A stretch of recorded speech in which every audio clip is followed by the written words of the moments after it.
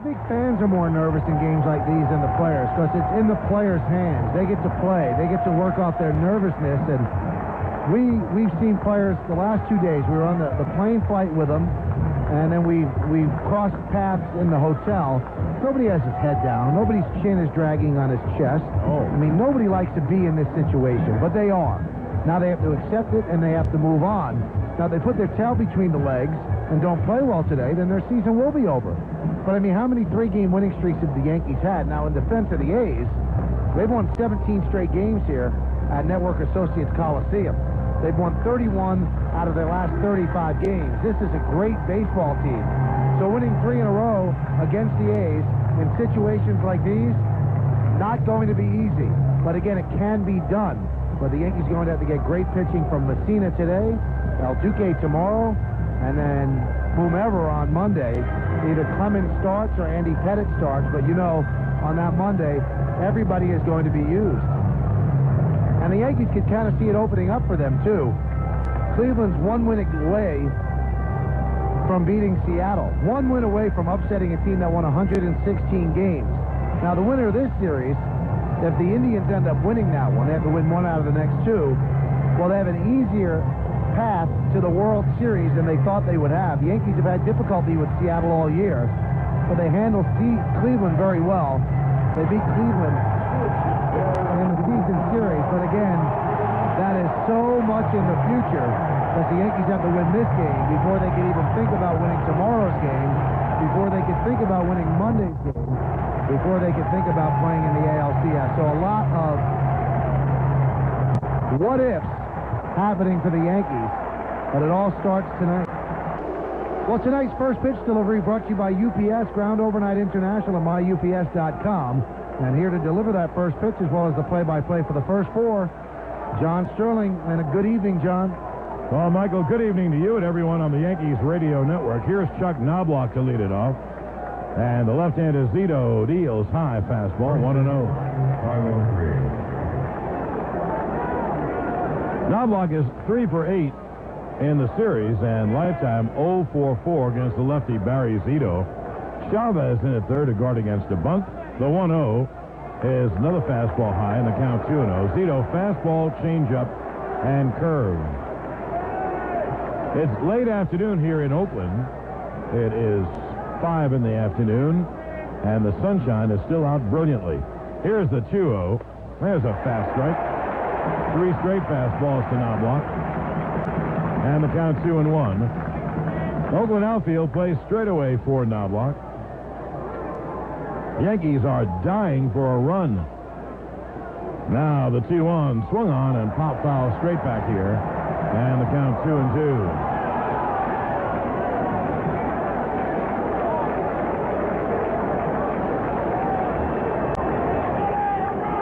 Yankees in a must-win. And if they win, they play tomorrow. If they lose, the season's over. And Oakland goes to the ALCS. The pitch is swung on, hit on the ground to short. Tejada boots it. It went off his glove, rolled behind him. So Knobloch is on. That is the second time in this series he started the game and reached on an error. The first game he reached on an error by Menechino. Tejada is very much of a one-hand shortstop. And that time he put the glove down. The ball hit off, I guess, the heel of his glove and ticked away. You know, he was charging, which is very odd, John, to charge one-handed like that. He's charging the ball, and I think he peeked up for a moment, just like what Brocious did in Game 2 in the 9th inning when an extra run scored. I think he looked to see where Knobloch was if he really had a hurry, and when he took his eye off the baseball, he just let it go underneath his glove. So that's an E6 to start it off. Now let's see if Soriano will bunt. And you'd say, well, why would he? Because the Yankees need to get a lead. They need to get a run. Now the left-hander Zito is set. Knobloch a short lead. The pitch is bunted and popped in the air right to first. So he was bunting, and he bunted it right to Giambi, one away.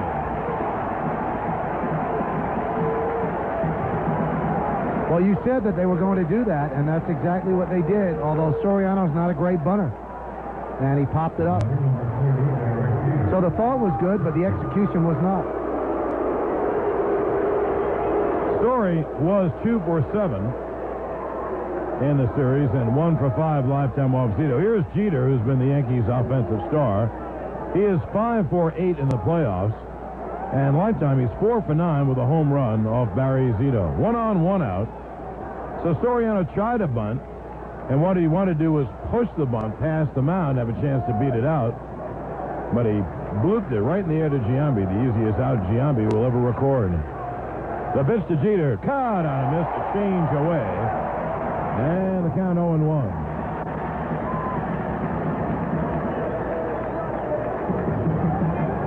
All we've heard is how you can run on Hernandez, John. Every time Knobloch's set on, he really has not taken off.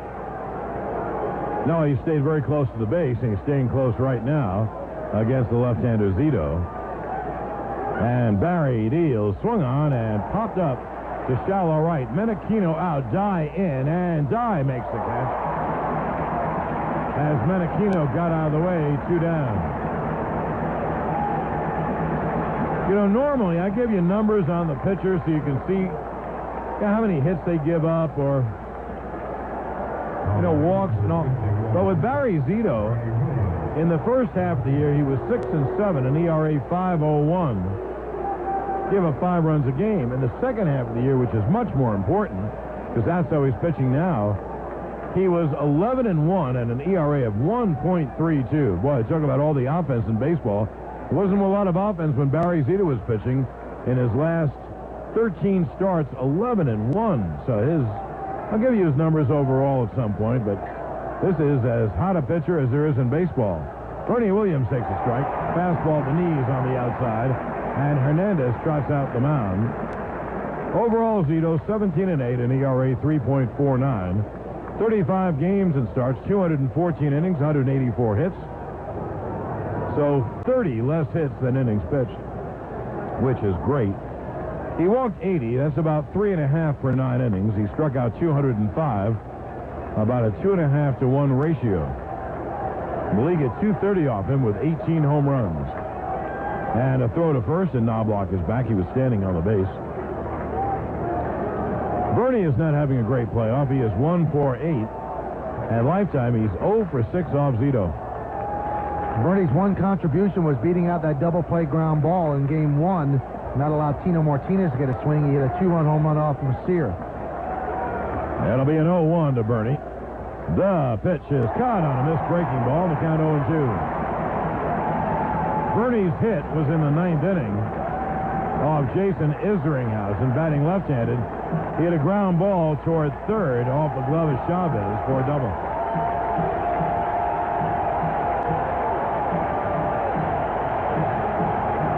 It'll be an 0-2. Now time is called.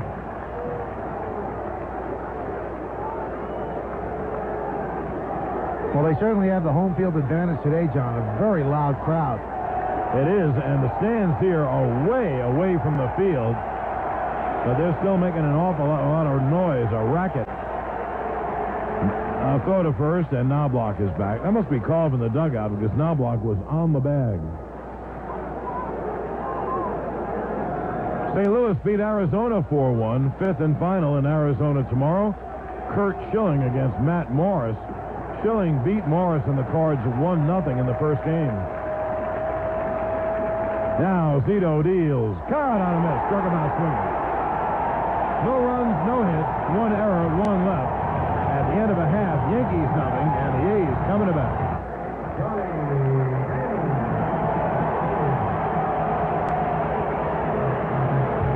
Johnny Damon leads off for the A's. Here on the bottom of the first. I don't know if it's as noisy at home as it is here, but I'm shouting. It's loud. And I don't think we could hear each other if we didn't have headsets on. Damon, a left-hand hitter, has terrorized the Yanks. He's 6 for 9. Power and speed, and Messina deals a fast strike. The way the Yankees are hitting, and if you want to turn it around, the way Oakland is pitching, Mike Messina better be pitching the game of his life today. He also has been great down the stretch. It'll be an 0-1 to Damon, and the breaking ball is low. Damon lifetime has good numbers off Messina. He is 12 for 40 with a home run. In fact, the A's have a bunch of guys who have good numbers off Mike. Messina was 17 and 11, and his numbers are better than that. The pitch to Damon, cut on a miss, a fastball away. You know, Mike, there are still shadows between the mound and home plate, so it would behoove Zito and Messina to throw a lot of fastballs. And also center field is in the sun, so that means your arm and the ball is coming out of the sunlight. It's very difficult for a hitter. That'll be a 1-2 to Damon, and the pitch is just outside.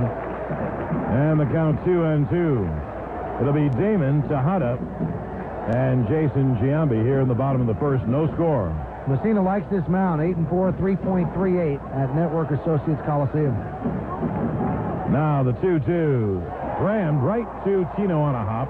He goes to the bag and touches up one away. And Mike, even though he made out, Damon hit the ball hard again. He has had a terrific series. You know, he wore Tino out in the second game. You know, he had 4 hits in the first game, but in the second game, he had 3 hard ground balls just like that to Martinez. So the Yankees are getting him to pull the ball. And in the first game, the ball got through, but this time, or the last couple times, Tino speared it. Well, one away. Here's the shortstop, right-hand hitting Miguel Tejada. He is 2 for 9 in the playoffs with an RBI. Good numbers off Messina lifetime. He's 4 for 11 with 2 home runs. A right-hand hitter with a lot of power. Messina deals. Hit on the ground. Broken bat to third. Roches boots it. Fields, throws, got him 2 away. Roches booted it all right, but the barrel of the bat was sailing past him. But he kept it in front of him, picked it up, and threw out Tejada. And there are 2 down. Later, I'll give you Messina's numbers, but like Zito, he finished with a kick in 6 of his last 7 starts. Messina gave up 1 run or less. So that's how good he pitched. Now, 2A, here is Jason Giambi. He's 1 for 6, a long home run for the 1 hit in the playoffs. Homer, 2 RBIs. He's also 1 for 6 lifetime against Messina. A big left-hand hitter, the bellwether of the Oakland attack. 2 outs, no one on. The pitch. Strike is called, a change to the count 0-1. Last 2 days here in San Francisco and Oakland, you keep reading stories about how they're pleading with the Oakland A's to sign Jason Giambi, but I think they want to sign him, but I don't know if they're going to be able to afford him. I mean, he's having another MVP season. It'll be an 0-1. Caught on a miss. High fastball on the count 0-2.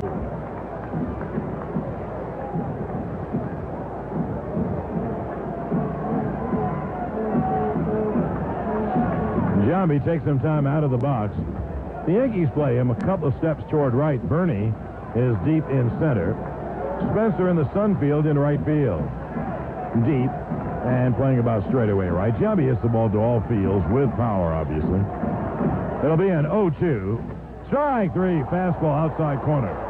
So Messina has a 1-2-3. And at the end of 1 inning of play, no score.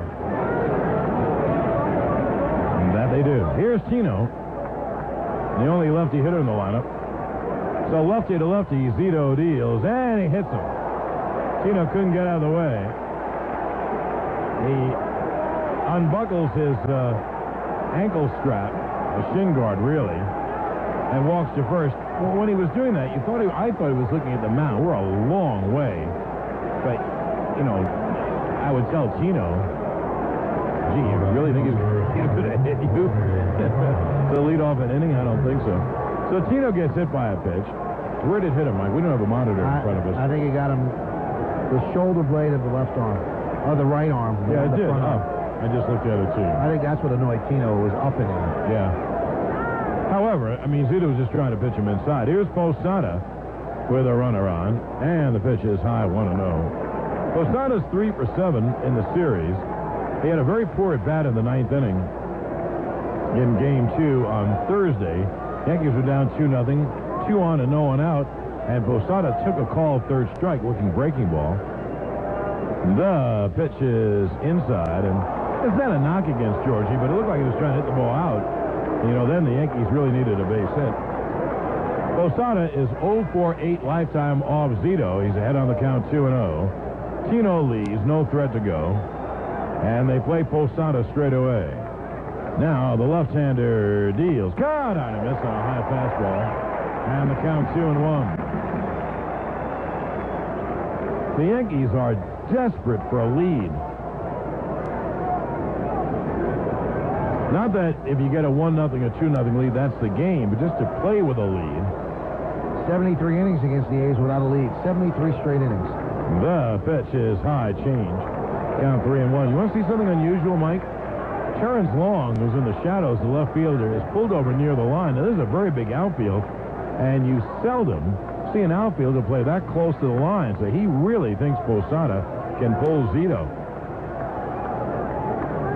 The center fielder, Johnny Damon, is straightaway. The right fielder, Jermaine Dodd, is straightaway. It'll be a 3-1 to Posada. Zito holds the set and deals. Swung on, hit on the ground hard to third. Should be 2. Go to second 1. On to first, double play.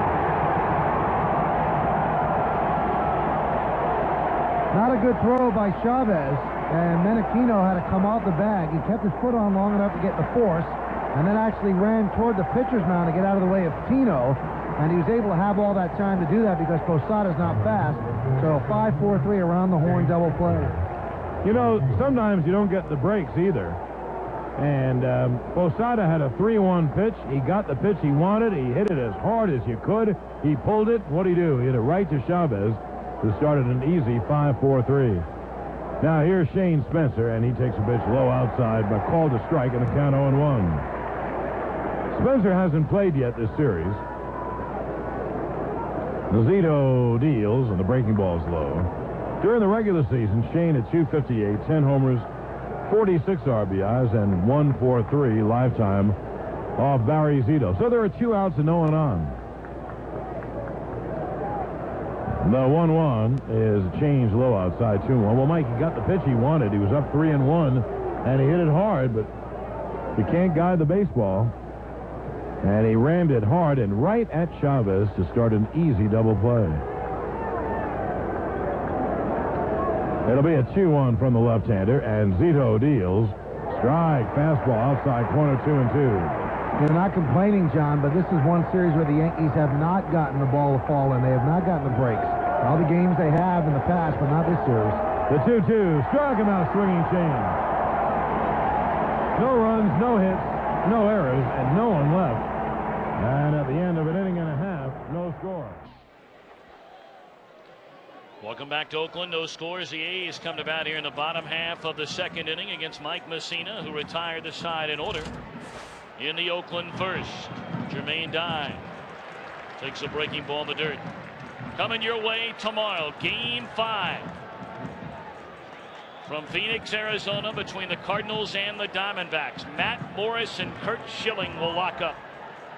And what a game that figures to be. Those two matched up in Game 1 of that series, and Schilling outdueled Morris 1-0 the final. Yeah, baby. A catch in the boot by none other than Steve Psycho Lyons. And I had to save you again, too. It's unbelievable how I have to reach over and save you every time. Guilty as charged, brother. That's a big-time play. Yeah, but now I can see what you were talking about, bouncing off a monitor there and hitting you in the lips. What I mean, I learned my lesson, strangely enough, at Shea Stadium in New York. Tried to reach over to catch one, hit the monitor out of my reach, and right back in the old nose. That felt good. And I can see the permanent damage that it left.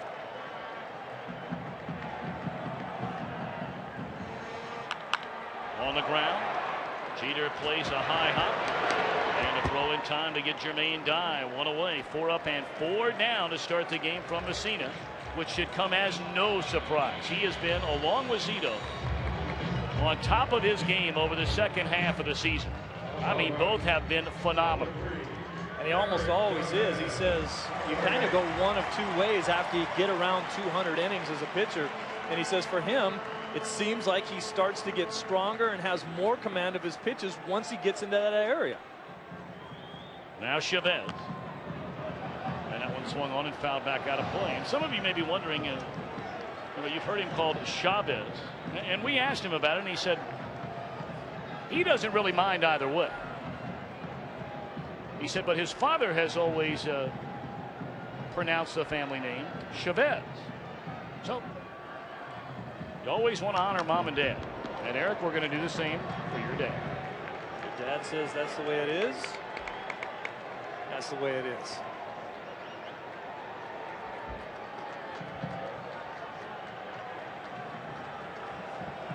Well, I'm sweating after that. I feel like I made my very first postseason putout. Well, you did.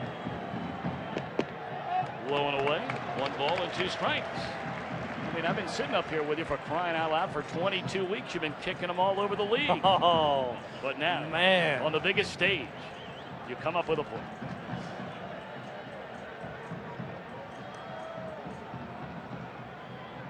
One-two pitch. On the ground at Jeter. They had him played that way. Just to the third base side of second. 2 up, 2 down. Messina has pitched very well in a couple of starts against the A's here in Oakland. And you know, watch the way Jeter has this ball played. He's way up the middle. Now Jeter still has the bad left hamstring, so he will shade himself much more up the middle than he normally would. Plus, he's got Brocious over at third that still has great range and can cover some ground, but Jeter can't cover as much ground with the bad leg. So he'll shade himself up the middle more often than not, because a lot of the balls over there in the 6 hole between the third baseman and the shortstop are going to be hits anyway. Taken high, 1-0 to Jeremy Giambi, getting his second start of the series. 1 hit in 5 at bats. He has a double as his only hit. 12 home runs during the regular year, and 57 batted in. Swing and a miss. Started to talk about Messina.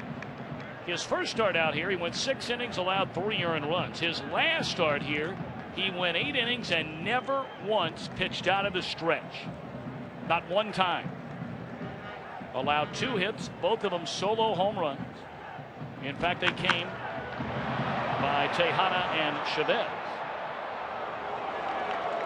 But he had to leave the game tied at 2. Mike Stanton gave it up, allowing a home run off the bat of Jason Giambi in a 4-2 Oakland win. It's amazing to think that you could go through an entire game and never pitch out of the stretch and give up 2 runs. 1-2 on Jeremy Giambi. Swung on and fouled back out of play. And Arnhouse said that to us yesterday. I'm thinking, now I already know I'm a dummy, and I feel dumber now, because I'm trying to figure out what he's talking about. Never pitched out of the stretch. And they said, well, now you get it figured out. Yeah. Well, for some people, it takes a little longer. Yeah.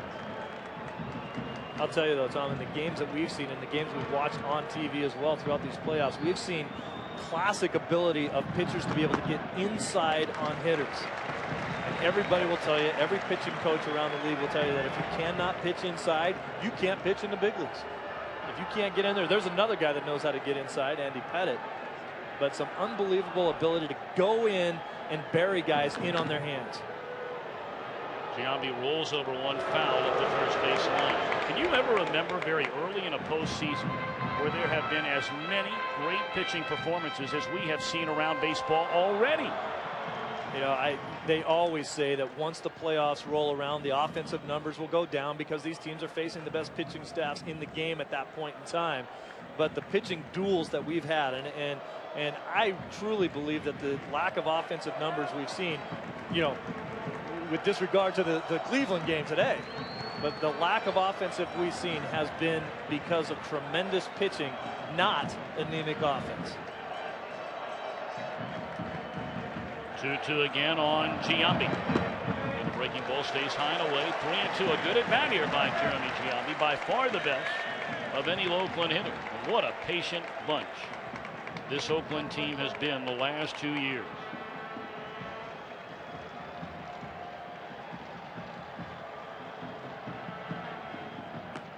Ball 4. That's an outstanding at bat. And it's funny when you talk about the attitude of the players on the Oakland A's and their reputation around the league as a bunch of guys that are too young, have too much fun, and go about things a little bit differently, and then how the discipline changes when they get on the field and play the game, and you realize how well they understand what they're doing out there.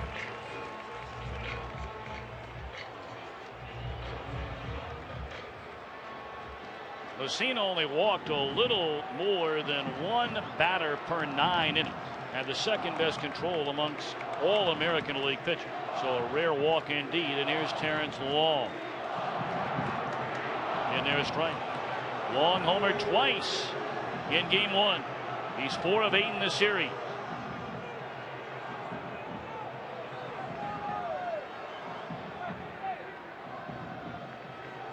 Long, like Tejada, played in every Oakland game this season. Has played in the last 237 consecutively.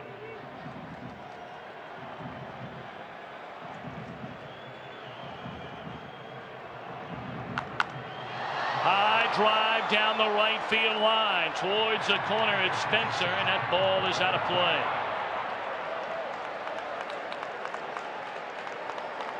Now that was close there, just a long strike. But when you talk about the home runs that he's hit already in this series, Long's home run numbers went down this season over last year.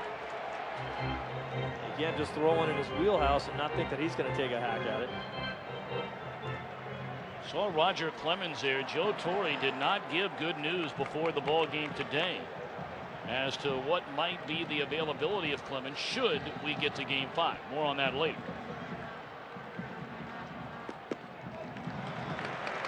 1-2. A lot of people will look at Mussina and say this, he does a real funny thing when he goes into the stretch with the big dip. But it's just so that he can take a peek at guys over there at first base.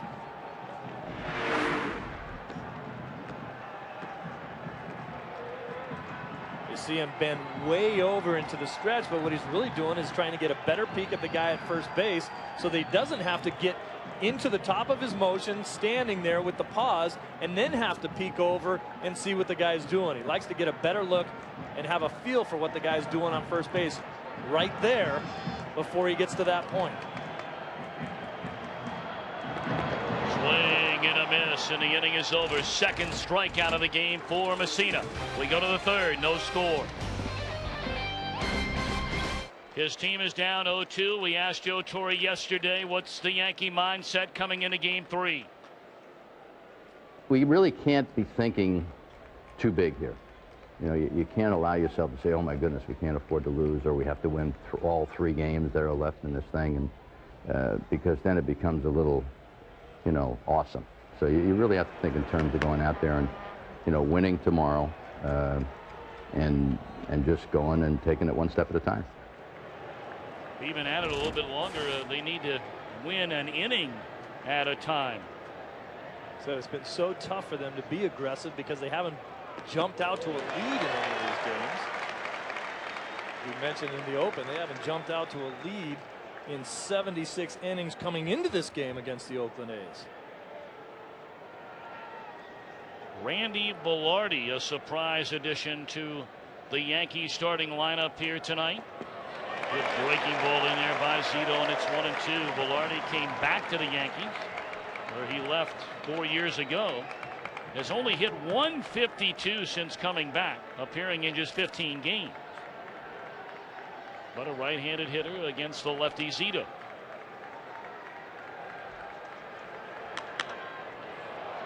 In the air, straightaway center field for Damon. One away. You know, Tom, some people might criticize the fact that Joe Torre made some wholesale changes. You don't have O'Neill in the lineup. You don't have Justice in the lineup. Both of those guys have struggled, both left-handed hitters, trying to get his righties in there. But at the same time, that's also between those two guys, 39 home runs sitting on the bench, as compared with just 10 between Spencer and Velarde. Obviously, he's thinking this is going to be more of a low-scoring game, and you might not need the pop. You need someone that can get on base and figure out a way to push across a couple runs, much the same way the National League plays the game. Scott Brocious looks at a strike from Zito. Left-hander, a quick worker, and a breaking ball in there, a strike. And if you had his stuff, you would be too. But Justice and O'Neill aren't the only two struggling in this Yankee lineup. You can throw Bernie Williams in there as well. 3 guys that have been in the heart of the order. Now back out of play.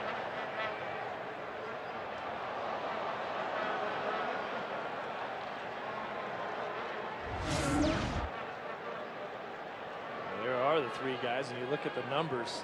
You got bats and the hits. Woo. That's not the Yankee type of lineup that we've noticed in postseasons past.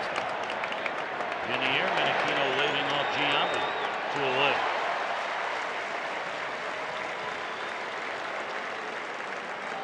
Both pitchers right now in some kind of groove, putting the ball where they want to put it. Outstanding breaking pitches. I think that's what I've been most impressed with in the postseason, as we talked before, the crispness of the breaking balls that are being thrown in these games. Very few hung breaking balls. We all know what happens to those. Now Chuck Knobloch, he reached on an error. Leading off the ball game, an error by the shortstop Tejada, and he looks at ball one.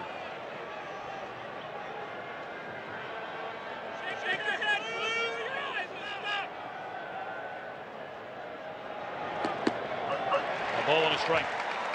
We talk so much about the shadows. There are shades on the windows out here that they've put. If you can see in this area, these are all shades. It's not lights, it's the reflection of the sun. Huge one right there, back on the game.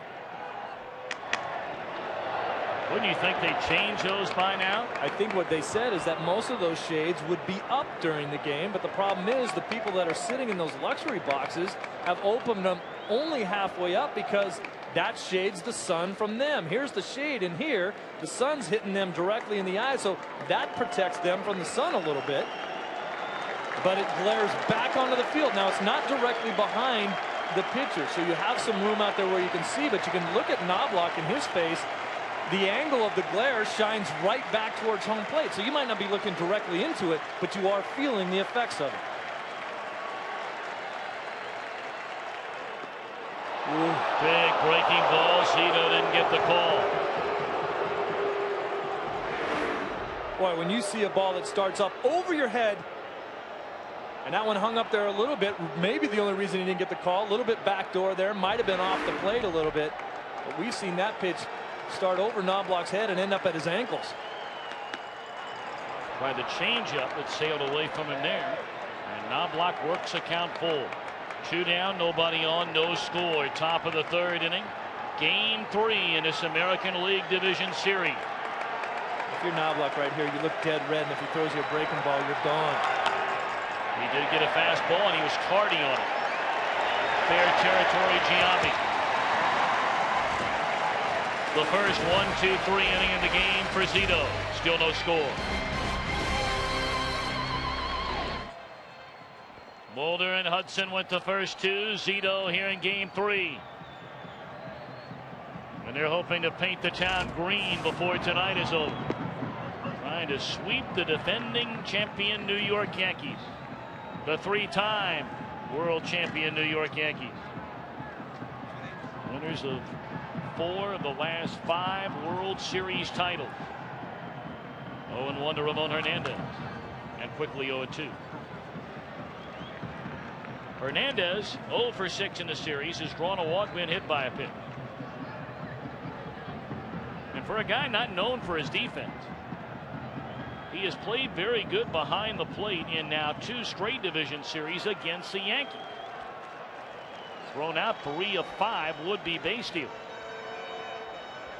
He's still a very good fastball hitter. You can't make a mistake to this guy or put it in the seats.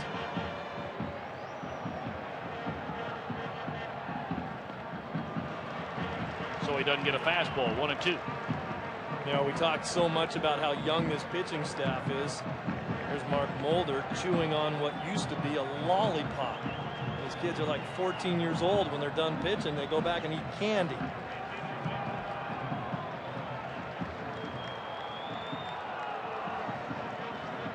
1-2 on Hernandez. And a roller slowly hit up Broch's way. Bare hand throws. And the tag by Martinez on Hernandez. 1 away. Well, we talked about Brochus winning a Gold Glove last year with 22 errors this season, which isn't bad. I played down there at third base. Boy, I'd be happy with a 22-error season. Right there, barehanding the ball. That's one of the toughest plays in the game, because if you miss it there on a play like that, they probably won't give the guy a hit. They'll give you an error. If it's a guy that's a really speedy runner, then maybe he gets a hit. That's a tough play to barehand and then make a good throw. And you see that throw pulled him up the line a little bit. But Tino over at first getting it done. Frankie Menechino, 1 of 8 in the series. In there, a strike. Menechino didn't figure to get nearly the amount of playing time that he's received this season. He was the backup for the very talented young second baseman Jose Ortiz, who got hurt, was ineffective, wound up being traded to Colorado in the Jermaine Dye deal. Menachino got a chance to play every day. He wore it out for the first half. Hit under 200 over the second half. Well, you see that big arm pad that he has on his elbow. He took a shot off the elbow, got hit. He's been hit 19 times. He doesn't mind getting hit. He'll stick his ribs in there. But you see the second half numbers. He said what happened, he's got hit right off the elbow. Still very, very sore. He can't extend. So he said people were going away from him. He couldn't extend out there to hit it. And he was like a little baby up there trying to hit, he said. 1-2, and Menachino having words with Kerwin Danley, the home plate umpire. Well, Menachino's only about 4 feet tall, so he's thinking that this ball's up and out of the strike zone. That's the high strike we've been talking about. Menachino's a little taller than that. Wow, that is a high strike.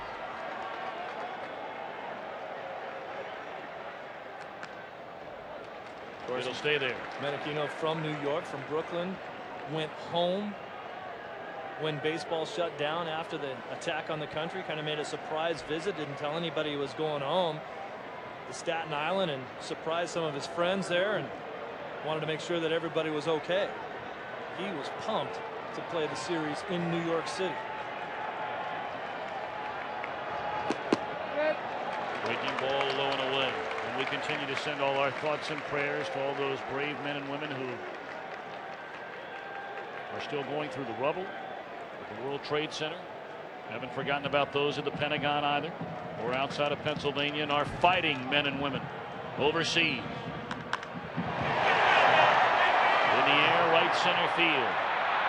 And Bernie Williams is there on number 2. We asked Art Howe any chance his team could be getting a little cocky up 2 games to none.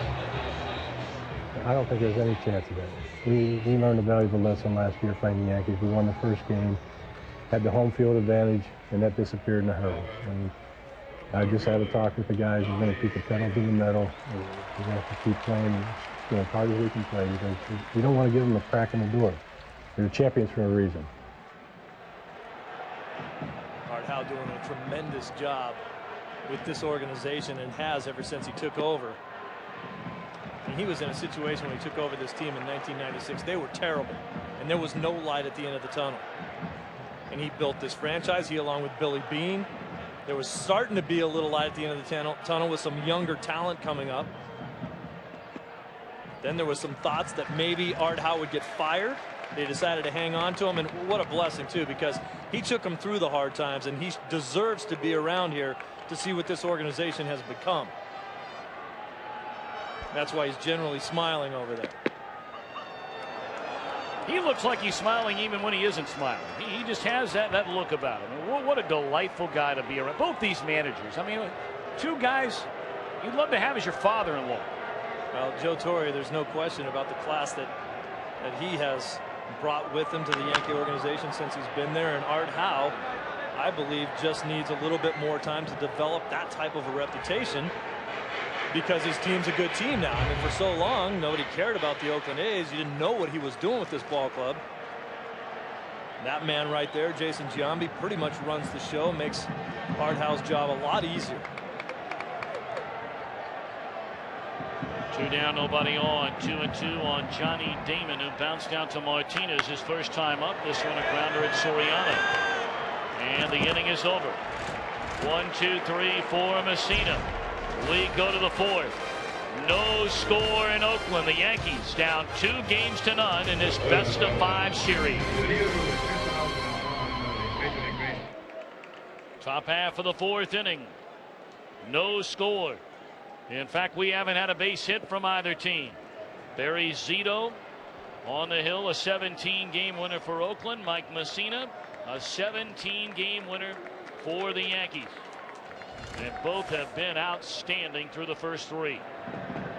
Breaking ball in there, a strike to Soriano. How do you hit that pitch? Tip your cap. Hope he throws it for a ball. Then he comes back with a changeup. Man, does this guy have good stuff. Well, both of these guys throw so similarly through their delivery. You can't tell when the ball comes out of their hand which pitch it is, because they are exactly the same with each delivery. Soriano is seen a breaking ball, a changeup, and a fastball into foul ground and into the first row beyond the Yankee dugout. You know, the Zito you're seeing now is not the Barry Zito that Oakland fans saw in the first half of the season. Bear in mind, through the end of July, Zito was 6-7 in 22 starts with an ERA of over 5. But look what took place since then. 11 wins and a 1.32 ERA. He said a talk with his father got his entire year turned around. His dad told him, I don't know if you're just living on what you did last year, whether you're worried about too much what you're doing this year, whether you're overconfident, but you should be a lot better than the way you're pitching. Got him back to his focus of pitching instead of trying to strike out everybody. Zito was trying to get too many strikeouts. And there's a strikeout. Once he stopped worrying about him, he started getting them again. Don't forget, tomorrow on America's favorite pregame show, JB, Terry, Howie, and Chris will take a look at 2 NFL players ready to fight for their country if called upon. Then the Monsters in the Midway. And Brian Urlacher, their outstanding linebacker, will be part of our show. Fox NFL Sunday gets underway, noon Eastern, 9 Pacific, only on Fox. Well, I'm going to look for Jeter to start thinking about the ball inside and cheat a little bit. He's such a great off-field hitter. His first couple seasons, when he was vulnerable to the pitch away from him, he learned so quickly that he needed to be able to inside out the ball into right center field for hits. Then he became one of the best in the game at doing that. Great inside out swings. You think of guys like Edgar Martinez. Think of Derek Jeter too, but they have been busting him in so much. Classic at bat against Hudson in game 2, where he swung at a couple balls that would have hit him. But he said, I know they're going to go in there. Sooner or later, I might have to cheat and look at the pop one down the left field line. What a selection Derek Jeter was coming out of high school in Kalamazoo, Michigan. The first round pick in June of '92, the 6th pick overall, 5th all-time highest career batting average in Yankee history. And that's just part of the score. Good fastball there on the inside corner. Jeter disagreed. Well, here's that pitch inside. We talked about guys being able to get in there. Look at that. Jeter, you can see as he's approaching that, trying to get his hands inside that pitch so he can go the other way, but he decides that's too far off the plate for me to hit. It was still a strike. Zito back with a big breaking ball, and Jeter rolls over it 2-2. Well, Tommy, you know, when I look at numbers sometimes, they don't impress me that much. I can care less about them most of the time. But when I saw that nobody has more hits in the game since 1996 than Derek Jeter, that's impressive.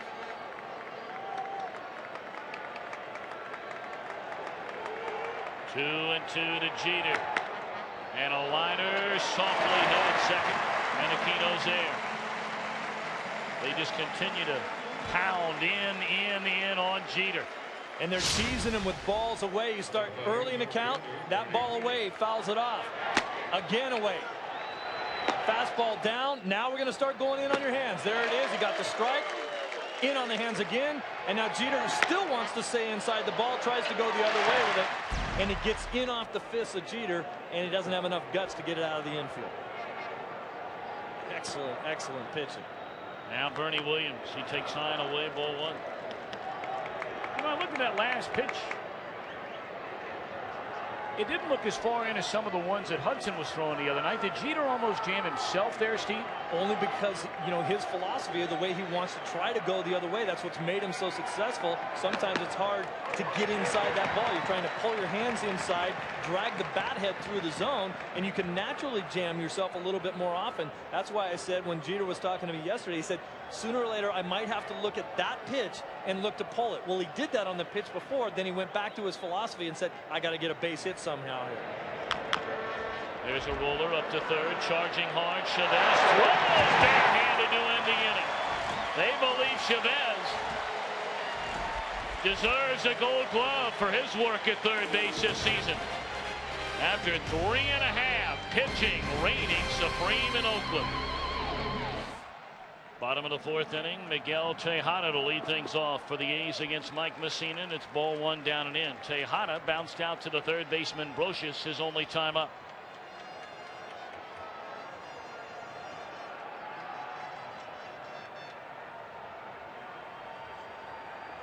Tejada 31 home runs during the regular season to break his own franchise record for a shortstop. He knocked in 115 runs last year, 113 this year. 1-1. Those are pretty impressive and consistent power numbers, productive numbers for shortstops. And he's one of the guys that's very underrated at that position and very rarely gets talked about when you talk about the top shortstops in the league. Low and away. Get a look at three of the shortstops in the American League and what they've done over the last 2 years. Tejada a lower batting average than A-Rod or Derek Jeter. Sandwiched in between as far as home runs and knocking on the door of Rodriguez and runs batted in. In the air, left field. Shy of the warning track and on the warning track. Knobloch over to get it one away.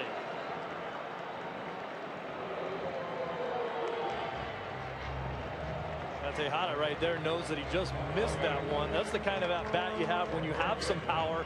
You know it gets in on your hands. You know you didn't get it well enough to get it out of the park. Good balance, just a tad bit late, but he's looking at it right now saying maybe if I just blow on it hard enough I can push it out of the ballpark, hoping that it'll go out of there, but he knew he didn't get enough of it to get it out.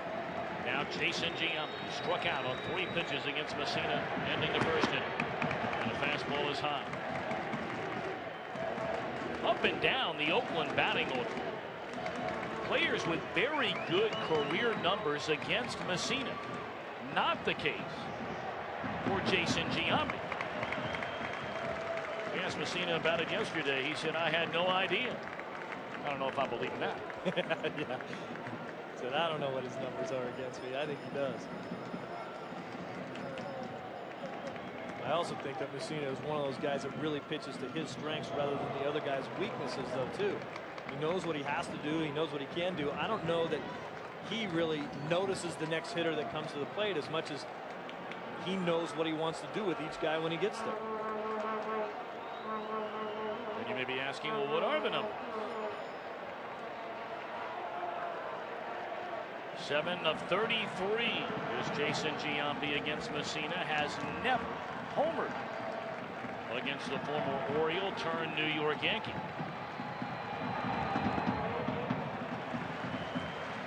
Look out here. A 3-1 count. Neither team with a base hit through the first 3.5 innings of play. Anything close, and Giambi's coming out of his shoes. He might be sitting on something off speed here.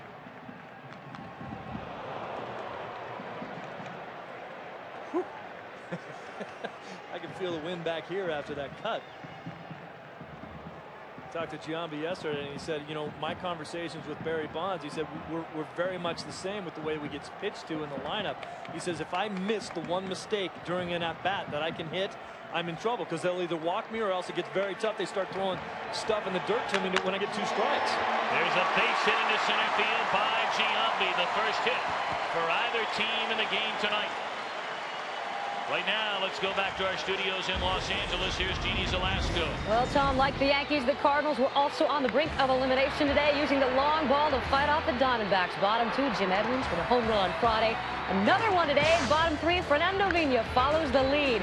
The Cardinals tie up the series. They're off to Arizona. Game 5, presented by Budweiser, tomorrow on Fox.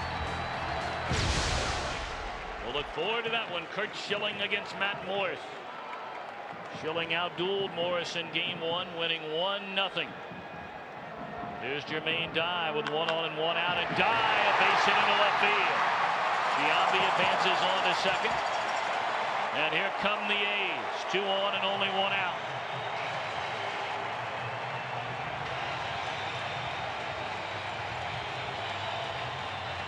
Well, this sort of illustrates what we talked about with Derek Jeter playing double play depth. Obviously going to be a little closer to second base anyway. And that's a bullet hit right there. Jeter can't quite get to it. but Jeter does not go to his right nearly as well as he can go to his left because of the bad hamstring. That ball was pretty much smoked, so I don't know if he could have gotten it anyway. Now Chavez with 2 on and 1 out. First pitch swinging, he had a hearty cut and fouls it straight back. The A's are 0 for 19 with runners in scoring position in the series. And that's terrible. We know that, but we'd be talking a lot more about it if they were down 2 games to none rather than up 2 games to none. When I played baseball for Boston, Walt Reniak was the hitting instructor there. He said, I'll take men left in scoring position all day long because I know sooner or later we'll knock them in. Hammered down the right field line, but foul. Messina got away with one there. But at the end of the swing, it's just a loud strike. This is a great job by Posada to come out and talk to Messina because he's made a few mistakes over the last couple hitters. That's a fastball out over the middle of the plate. Watch the balance here. He just gets out in front of this just a little bit. He hits it just out in front of where he wanted to. Now, that's a pretty nice power stroke right there. The mistake, two mistakes in a row to Giambi, and he got a base hit. A ball out over the middle of the plate to Die with a base hit, and then that ball right there that just got hammered. Messina's got to start getting back to the corners. Way inside. 1 and 2 on Chavez.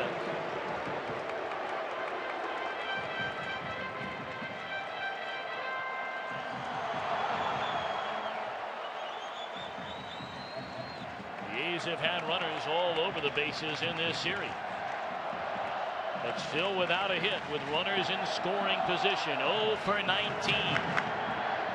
In the air down the left field line, slicing foul and out of play. And the A's were a very good hitting team with runners in scoring position on the year. They hit .273, which was 5th best in the American League. But of course, they weren't having to face Clemens, Pettit, and Messina every night.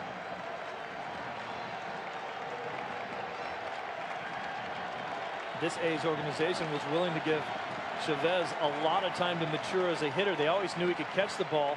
They said it would take a while to hit. On the ground, down to first. Martinez goes to second. They get one, and no throw on the return with Messina covering the bag by Jeter. So fielder's choice by Chavez. Giambi advances on to third, 2 gone.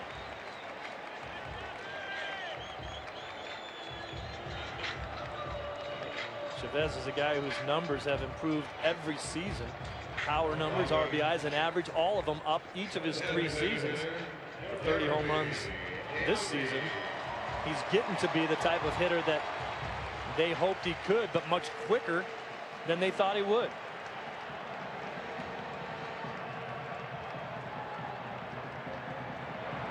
Runners on the corners. 2 away, no score in the bottom of the 4th inning. And a breaking ball at the knees to Jeremy Giambi, strike 1.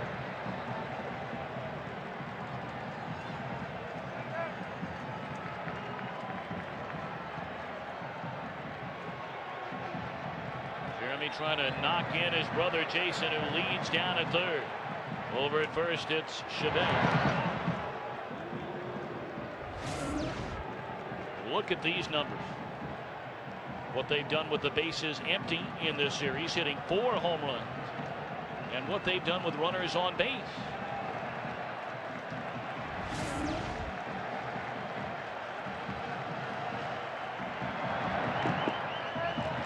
Good save there by Posada on the breaking ball in the dirt. A ball and a strike on Jeremy Giambi.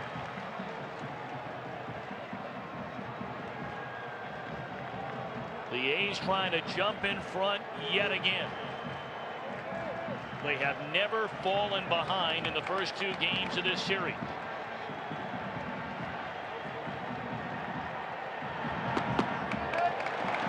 Two and one.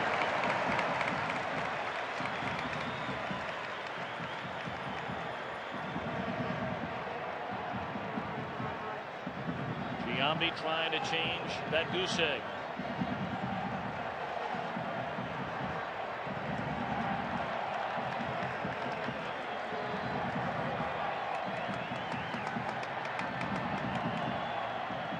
Messina delivers. Too low. Messina wanted that pitch. You see him stare in at the home plate umpire after that. Posada's sitting away. The reason why he didn't get this call here is Posada has to reach back over to catch it. Wasn't the location he wanted. And I got to be honest, they're really nitpicking around here with Jeremy Giambi, who's had trouble against Messina. Long's on deck, and he's worn Messina out. On the ground, back up through the middle. Soriano jumps, but has time to throw out Jeremy Giambi, and that'll end the inning. So Messina barking at the home plate umpire, Kerwin Danley, over a couple of close pitches, but Messina able to get out of the inning. We go to the fifth. No score. Barry Zito is not allowed to hit through the first 4 innings. No score as we're set to start the fifth. It'll be Tino Martinez, Jorge Posada, and Shane Spencer due up for New York. Martinez hit with the first pitch of the inning, and that one hammered foul. 0-1. Martinez hit leading off the second inning.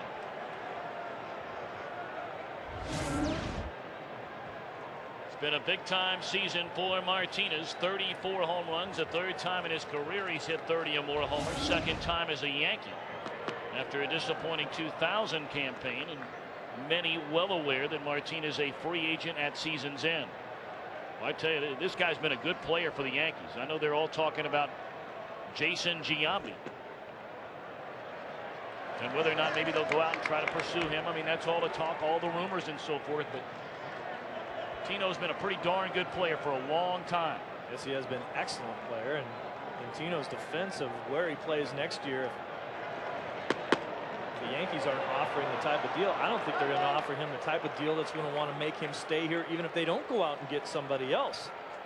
The Baltimore Orioles very interested in him. Tino's going to probably command upwards of the $10 million mark from what I'm hearing from the Baltimore area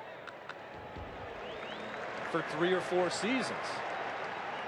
Brian Cashman, the GM of the Yankees, may not be willing to do that, sitting next to Reggie Jackson. Of course, Rick Cerrone, the PR director of the Yankees as well. Reggie with the New York Police Department hat on. Of course, Brian Cashman doesn't know if he's coming back to be able to sit across the table from Tino Martinez to talk about a contract. Well, isn't that hard to believe? I mean, it's never me to tell anybody how to run their business, but to think that Brian Cashman, the general manager, and Joe Torre, the manager, winners of 4 of the last 5 World Series, including the last 3. And Joe told us before the game, it looks real good. His contract's going to get done. But it's hard to believe that you'd be talking about the manager of the New York Yankees with all that they've done over the last 5 years on October the 13th, and he doesn't have a contract. Cashman as well, job security. How can it not be secure in their situations? But George likes to have guys on pins and needles. He likes them to go out there and earn their paycheck every year. 3-2 to Martinez. Line and Zito now that his team is up 2-0. Have they become the hunted rather than the hunter? I think it might be like that just because we went out and we played them so well the first 2 games. And, you know, they're really raring to get us now instead of the opposite. And maybe how it was for us coming into the series is, you know, these are the big Yanks and we got to take them out and this and that. And, you know, we were kind of the underdog and stuff like that. So I think to an extent, you know, I mean, if you're down 2-0 in a series, regardless of the circumstance, you know, you're fired up. You want to get going. You want to at least get back in the series 2-1. And that's exactly the way Joe Torre said it. All they're thinking about is winning this game. Worry about tomorrow. The A's would rather have a day off tomorrow. That one launched into deep left center field. And it is gone. A solo home run into left field by Jorge Posada. So the scoreless streak ends at 15 innings for the Yankees. And New York a 1-0 lead.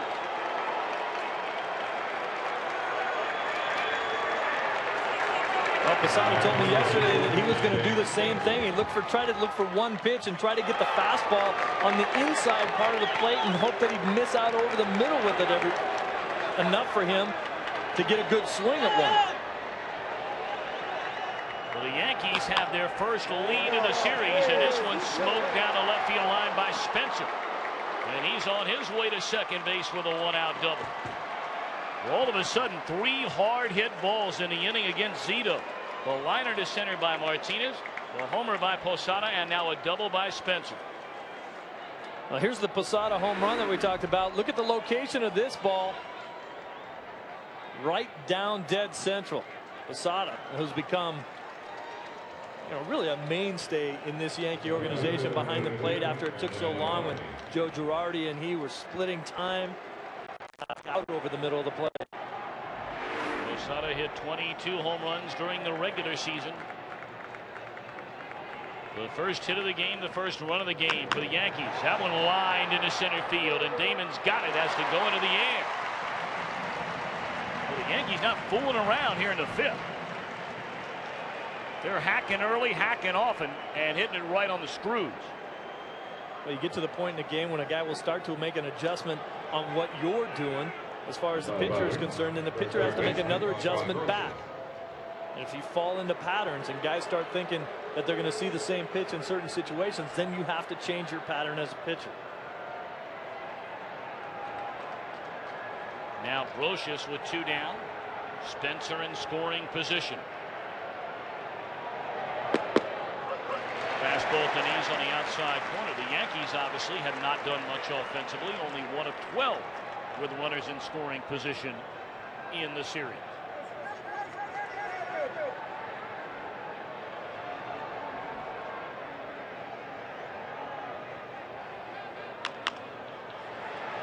Popped up short center. Damon on to get it, and that'll end the inning. But we'll come back to Oakland 1-0. The Yankees in front on the solo home run by Jorge Posada. So now Mike Messina, given the 1-run lead, he'll be facing the latter third in the batting order, and it starts with Terrence Long.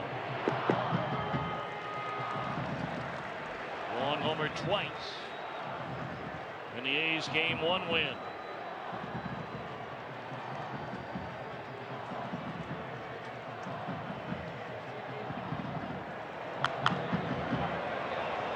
Foul territory, and that one is unreachable for Brocious. 1-1. There's a home runs he talked about in Game 1, right down the line. He gets it out of there, just snuck it over the fence, and then not a whole lot of question about that one. He hammered it. Really got the A's going in New York City to try to quiet that crowd down, but that usually doesn't work. Not in New York. Well, they were rocking right to the final out in Game 2 when the Yankees threatened against Jason Isringhausen but could not cash in.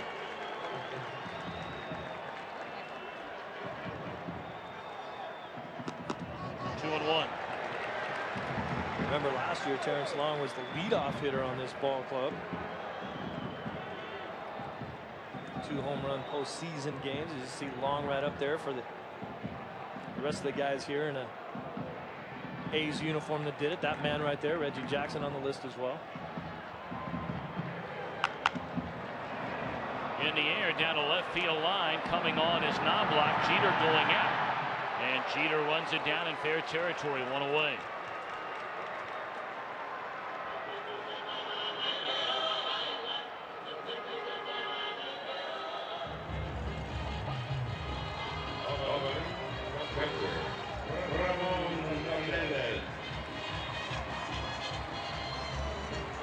Messina, 32 years old, the native Pennsylvanian, after pitching brilliantly for the last 9 years in Baltimore, signed as a free agent to come to New York during the offseason.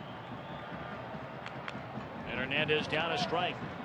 His 160 wins over the last 10 seasons, the 4th most in the majors during that span, behind only Greg Maddux and Tom Glavine in Atlanta and Randy Johnson in Arizona. Well, with Messina, you can pretty much pencil in 16 to 20 every year. He's one of those guys that everybody talks about who never really gets enough run support no matter where he's playing.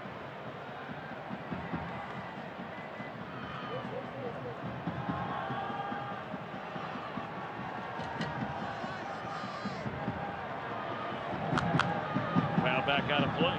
I think hitters are starting to see it a little bit better now as nighttime is closing in. We're still probably a good 45 minutes away from being completely dark.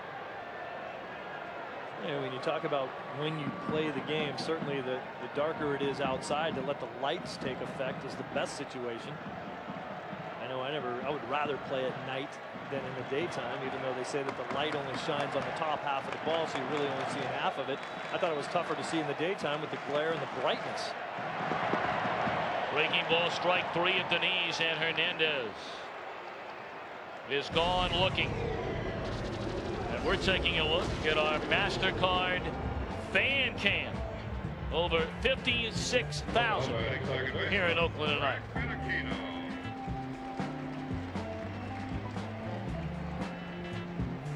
We saw him out there before the game when we got here 4.5 hours before the game, tailgating. Some of them tailgating without a tailgate. Right. They just set up camp in the middle of the parking lot. No car sitting there.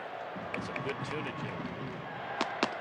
4-1 high to Frank Menachino. Yeah, I mean, they didn't have to wait in line for him to open the parking lot because they didn't have a car. We literally saw people waiting in line to open up the parking lot so they could get a good parking space.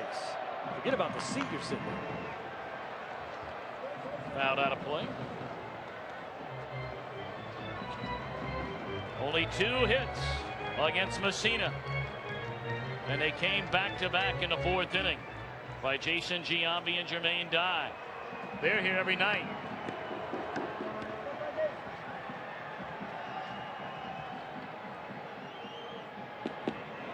Breaking ball and a dandy.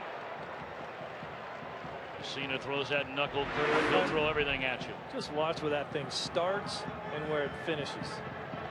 Menachino looking at that thing saying, there's just no way I can hit it. We are seeing 2 of the best curveballs in the game between Messina and Zito today. Comes with a high fastball, and Menachino gone swinging. 4 strikeouts for Messina. We go to the 6th, 1-0 Yankees. Top half of the 6th inning we go, and you get a look at the brackets. Atlanta already sweeping Houston in the National League. They'll go to game 5 tomorrow in Arizona, the Cardinals and the Diamondbacks. Cleveland a surprising 2-1 lead over Seattle. And a surprise to many, not a surprise to some others, that Oakland would have a 2-0 lead over the Yankees. I mean, a lot of people west of the Mississippi, out in this Pacific time zone, some in the Mountain time zone that see the A's play a lot, are not surprised at all that they are leading the 3-time defending world champions. Was that our October Madness bracket? That's it right there. I like that. Well, this is an inning right here where Zito has to regain his control and his composure as far as the strike zone is concerned. You don't want to start off throwing balls out over the middle of the plate to the top of the lineup of the Yankees. Now back out of play by Knobloch, and it stays at 0-2. Knobloch reached on an error by the shortstop Tejada, leading off the game, and then he popped up to Giambi. Tardy on a 3-2 fastball, ending the 3rd inning. Yeah, I think if you're Chuck Knobloch in this situation, or the situation he had last time, Zito doesn't want to walk you. Short center field, Damon on to get it. Easy play. Well, he gets to a 3-2 count. I think more times than not, a guy like Knobloch's going to see a fastball to hit. Make him put the ball in play. If there's any indecision and you're late on a 3-2 fastball, then there should be something wrong there. You might even say to yourself, hey, if it's anything else, if it's a breaking ball, I'm either going to be out in front of it and swing at it, or I'm going to take it. It might be strike 3, but I have to sit dead red in that situation.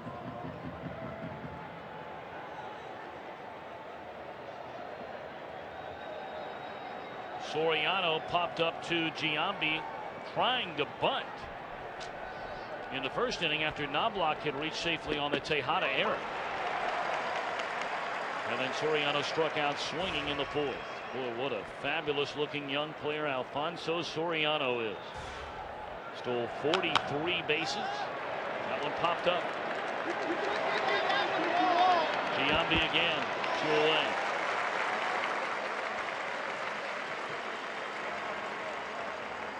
Zito coming back out and reestablishing his command.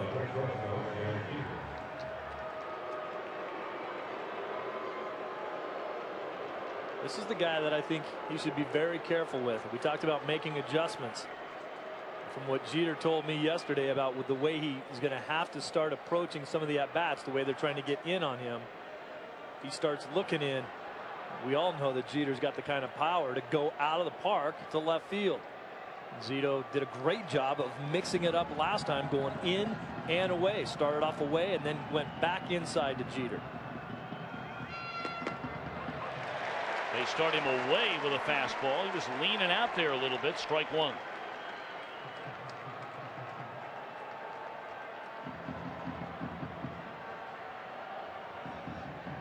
Jeter is popped up to right, lined out softly to Menachino at second, and gets hit with a pitch.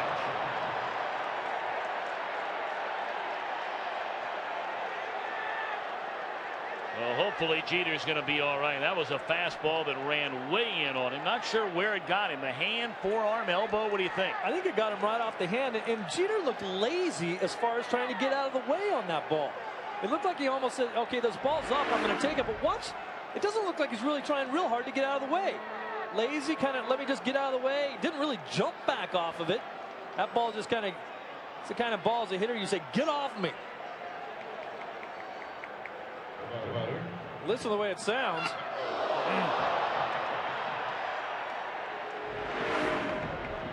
Right off the hand area, right below the pinky. Jeter kind of shook it off like a mosquito landed on him. Tough guy. What a ball player. Thing you love to hear, our conversation with Don Zimmer yesterday said this guy has not changed since day one. Still works as hard as he did when he was a first-year player. Bernie Williams takes time. We've seen so many examples of guys go the other way. Big city, a lot of money, good looking, single, the whole 9 yards, and things go straight south. Not with Jeter. Well, the thing about Jeter is you just never, ever hear a bad word about the guy. See Jeter trying to peek in to see if he can't steal a sign from Hernandez. A lot of good base stealers will take their lead. They get to the point where they can feel comfortable, and then they peek in to see if the catcher will show them anything behind the plate as to either what sign they're calling or how they're setting up back there. Jeter would love to run on a breaking ball, that big curveball. If he gets a jump, that's the pitch you want to run on. You see him peeking back to the catcher to see what he can learn. Jeter 27 stolen bases during the regular season in 30 attempts. Zito has fallen behind Bernie Williams 2-0 and a hearty lead over there, and Zito will send him back to the bat. The Yankees stole 161 bases this year. I mean, they're not one of these lumbering American League teams, station to station, and stand around and wait for the home run ball. Second in the American League in stolen bases. Jeter had 27 on the year. 2-1. 27 with a bad leg. He's had a bad hamstring for a good part of the season. Torrey says that, he'll still steal a base every once in a while now. He'll go first to third, but he's just smart about it. He knows how far to push it. He doesn't want to blow it out again because that's a major problem for the Yankees.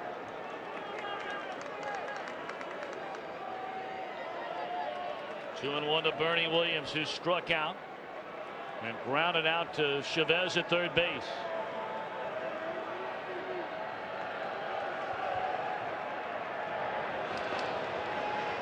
Jeter's looking for any advantage to maybe get a chance to steal a base. This team has been trying to get to the point where they can be aggressive. Haven't had any leads. Now they have that. They want to keep the pressure on Zito. Zito does not have a great move for a left-hander.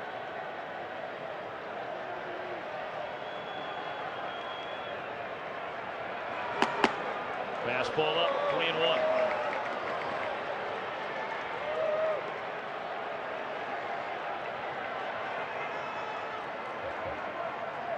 Martinez in the on-deck circle was hit by a pitch his first time up, but he lined out hard to Damon in center field in the fifth. Williams has not made contact, at least none to speak of, in 2 at-bats so far. We'll see what's happening on the 3-1. Runner goes. Foul back out of play. That play was more like a run and hit. Certainly we know what a hit and run is, where you have to steal the base, and the guy has to swing the bat.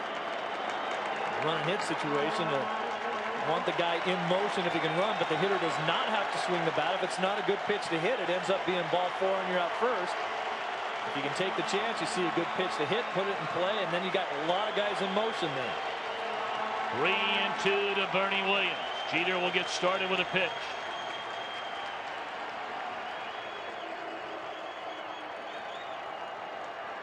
Especially with 2 strikes, Bernie's very good at shooting this ball over towards the second baseman, especially if he's covering.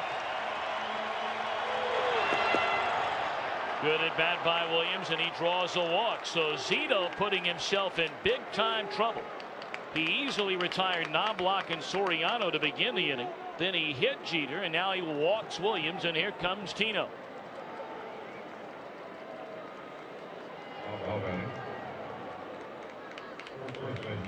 Rick Peterson out to have a little chat with Zito to make sure they know exactly how they want to pitch to Tino.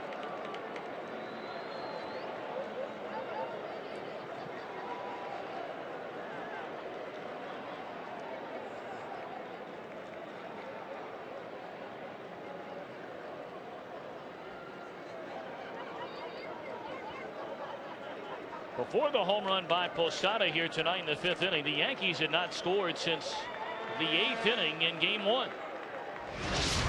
Off the bat of Tino Martinez.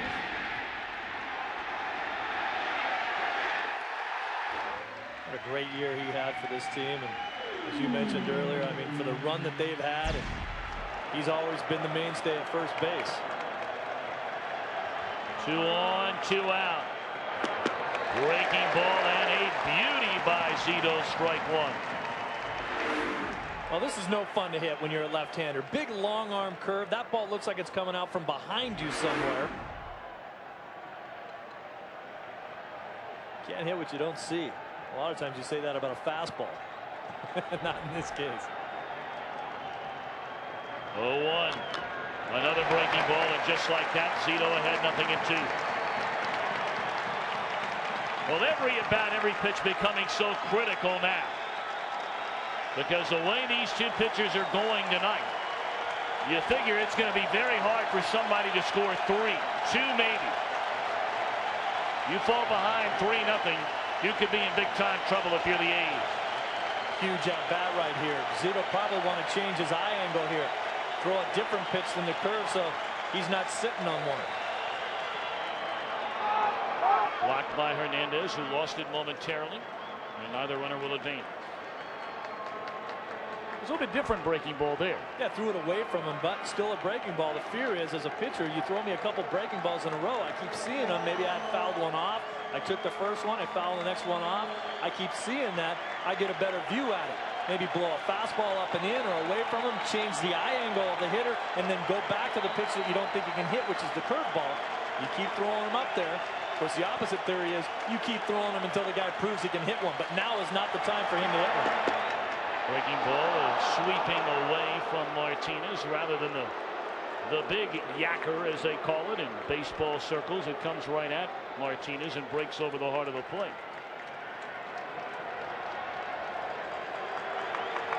Big pitch right here. Zito does not want to go to 3-2.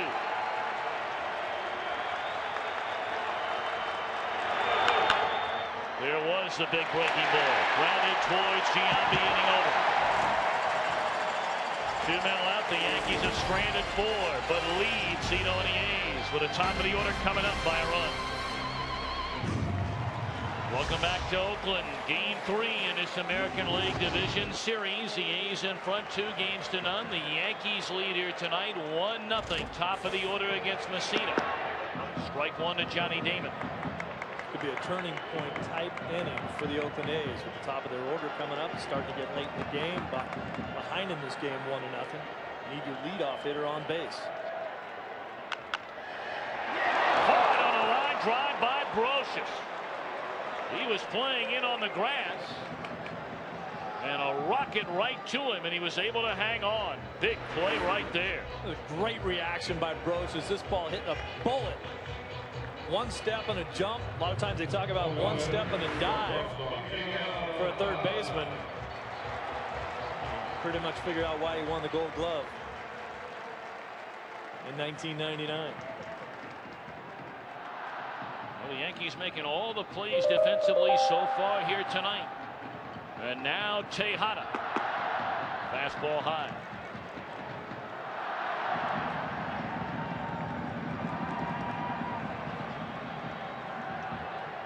Giambi standing in the on-deck circle. Messina has only allowed 2 base hits. 1-1 to Tejada. Giambi, a 1-out single in the 4th. He moved to second on a single by the next hitter, Jermaine Dye. But then Messina with 2 on and 1 out got Chavez on a fielder's choice and Jeremy Giambi on a ground ball to Soriano to end the inning. Popped up and playable for Soriano. 2 away. Messina's pitching such a great game, and we've seen both of these pitchers break off some filthy breaking balls, but at the same time Messina's throwing a lot of fastballs here. He's beating the A's right now with great location. He's spotting the fastball in and out, up and down, using the breaking ball just to get the hitters off their timing a little bit. But a lot of fastballs, a lot of overhand fastballs from Messina. One mistake made by Zito, the solo home run by Jorge Posada in the 5th inning. And here's a guy that's certainly capable of tying it with one big swing of the bat. 0-1 to Giambi.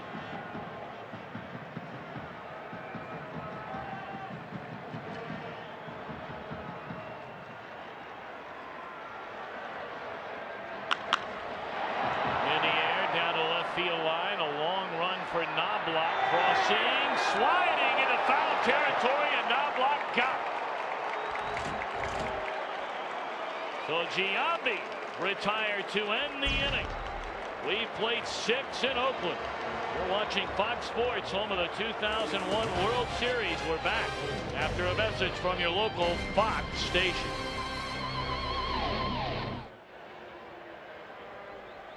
A nice play made by Chuck Knobloch, ending the bottom half of the 6th inning. So on we go to the 7th. Posada, who accounted for the only run of the game his last time up in the 5th. Ball 1 low and away.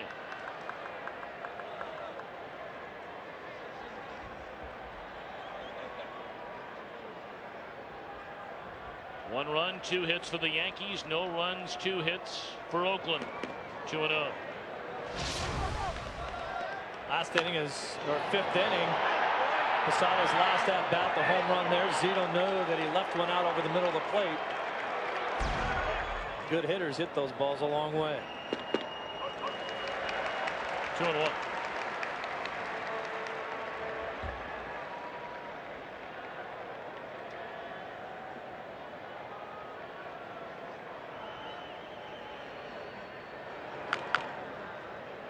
Rolled over the pitch away from him, did Posada. Even a count of 2-2. He'll be followed by Shane Spencer and then Randy Velarde.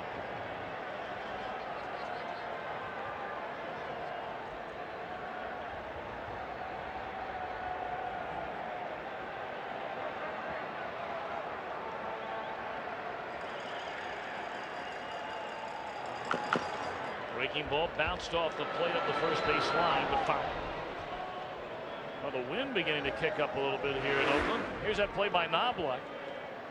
Yeah, let's check it out. And let's look at how far he ran to catch this ball. And you know, normally I don't like guys that make slide catches, but that's the place you do it when you're running up against a wall and there's a chance that you could dive right into the wall. Look at Knobloch as he gets into foul territory. He gets up close to that wall, just shoestrings that ball. You see a lot of outfielders come in and make slide catches when I think they don't have to. You should dive for the ball if you're gonna do that. Hopper at Tejada, fields deep in the hole and shows off that strong arm of his. 1-0.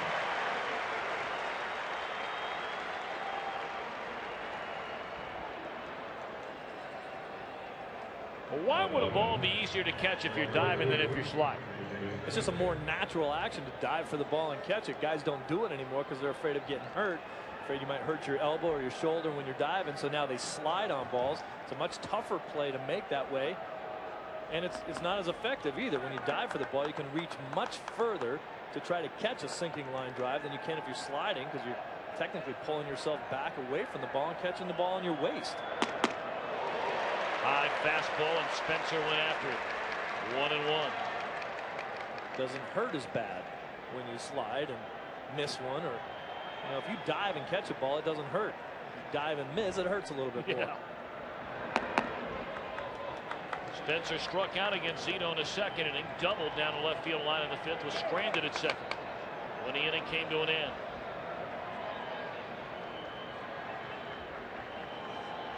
Torrey getting Spencer the start in right field. Velarde the DH tonight. Justice and Paul O'Neill. O'Neill especially a warrior since coming from Cincinnati in the Roberto Kelly trade in November of '92. Will sit and watch. Potentially be his last game ever as a Yankee, or anything else for that matter. O'Neill talked all year long saying that he's going to retire after the season. Had another solid season for the Yankees. Talked to him yesterday and he said, you know what, I'm just tired of waking up every morning not knowing if something isn't going to work. Gone swinging is Spencer. Let's go to Jeannie Zelasco. Hi, Jeannie. Hello, Tom. Seattle may have the most regular season wins, but just one to show for their postseason efforts. Jim Thome with a solo shot just wanted a season-high 17 runs scored by Cleveland. And now the Tribe have the edge. Meantime, the NLDS, it comes down to this, a clincher Game 5 between the Cards and D-backs. The showdown brought to you by Budweiser Sunday on Fox. Can't wait for that game tomorrow night here on Fox. Man, what a ball game that should be. Very similar to this game, you figure. I mean, these two guys tonight, each won 17. Those two guys each won 22. Pretty good year. Yeah. 0-1 to Velarde. Big breaking ball in there, a strike. Zito is fan 4. He's tied a division series record by hitting 2 batters. He's walked a batter, allowed 1 run and only 2 base hits. Amazing poise for a kid that's 23 years old. Did he go? They appeal and they said he didn't go around. Well, now that's a huge break right there for the Yankees. I don't know how in the world you can say he didn't go around. Well, he starts to swing at it and then he knows that it's going to hit him, or he's trying to get out of the way. There's a little, and then he just spins his body around. Did a pretty good job of holding up on that. Think Zito wanted the call?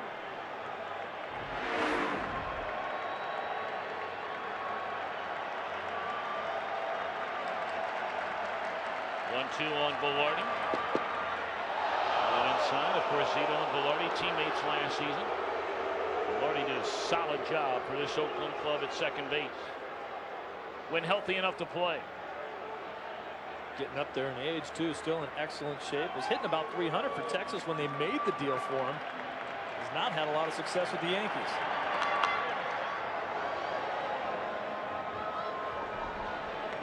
Still 2-2. Why did that take you such, a delayed reaction on the 2-2 call there? You had to get up from underneath the desk again, didn't you? Because you thought that foul ball was going to hit you. Dude, this seat only moves so fast. You know what I mean? Here it comes. Old foul of the third base line. These Yankee hitters are just battling against that breaking ball and then hoping to work the count until they can get a fastball out over the plate to hit. That guy got one.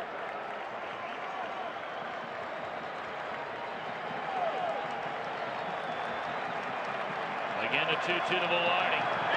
Breaking ball, strike 3, and that'll end the inning. 1-2-3 for Zito. He's fan 5. They stand and stretch in Oakland. Zito locking up with Messina. 1-0 New York.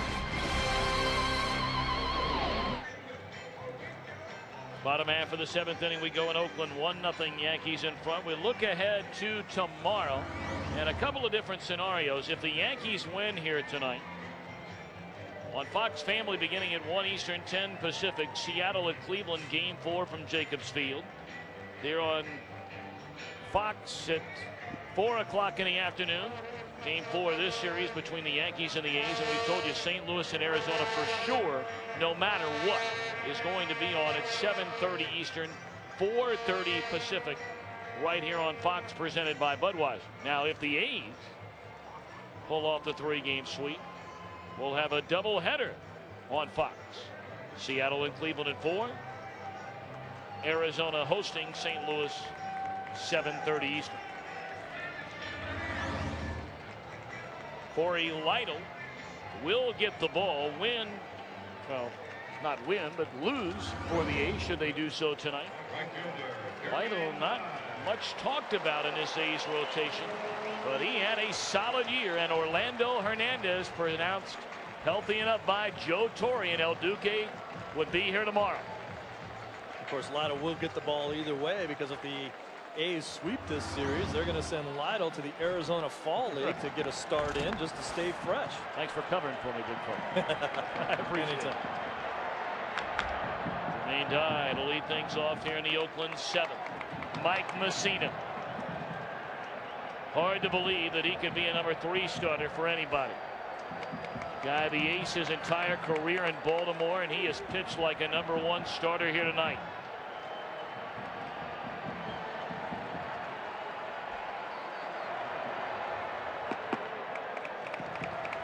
We're getting out of Messina exactly what we thought we were going to get. The pinpoint control, varying the pitches, location, where he wants it, anytime.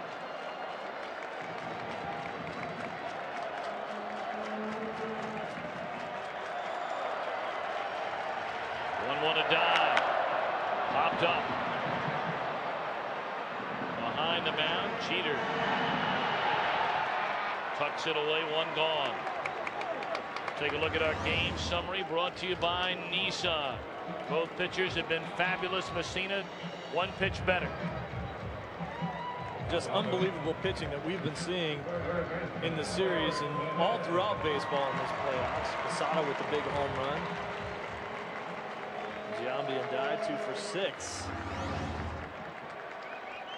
The A's need to get something going offensively.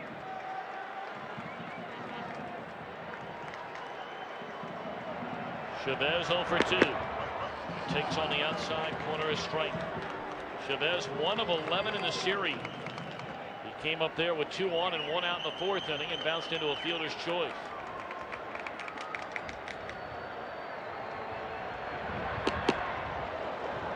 Oh, and 2 just like that. And that's a big long swing. A lot of times we talk about trying to stay inside the ball. That swing right there, he went way out around the ball, tried to pull a pitch that was outside and away from him.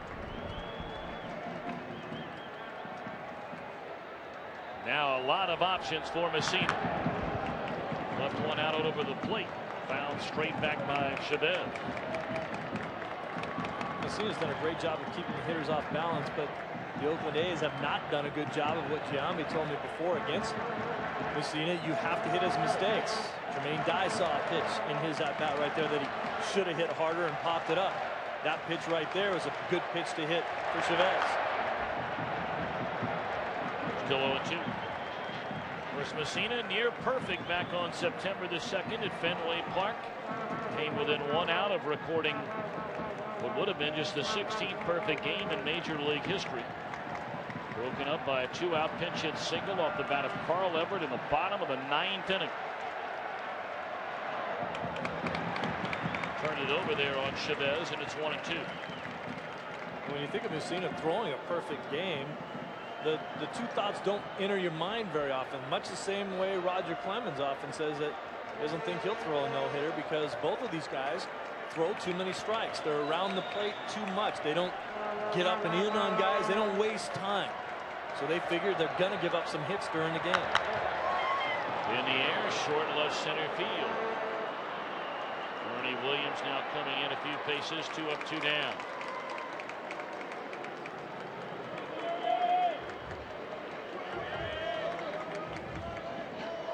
For Messina, it turned out to be his 4th career 1-hitter. It also marked the 4th time in his career that he had taken a no-hitter into the 8th inning. And that's the most by any active pitcher who has never thrown a no-hitter. So he's dancing around it. Here's Jeremy Giambi. Base hit through the hole in the right field. And now comes Terrence Long. Long struck out against Messina in the second inning. Messina got him to pop up to short in the fifth. But coming in, Long was a .500 hitter in his career against the Yankee right-hander.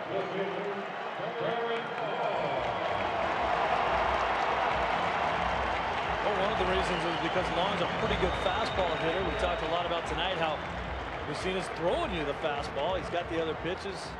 The knuckle curve that's been very effective. The straight curve ball, if you want to call it that. Change up, but he's throwing a lot of fastballs, and Long's a good fastball hitter. Off-speed pitch on the outside corner, a strike. Wasn't going to give him that first pitch fastball.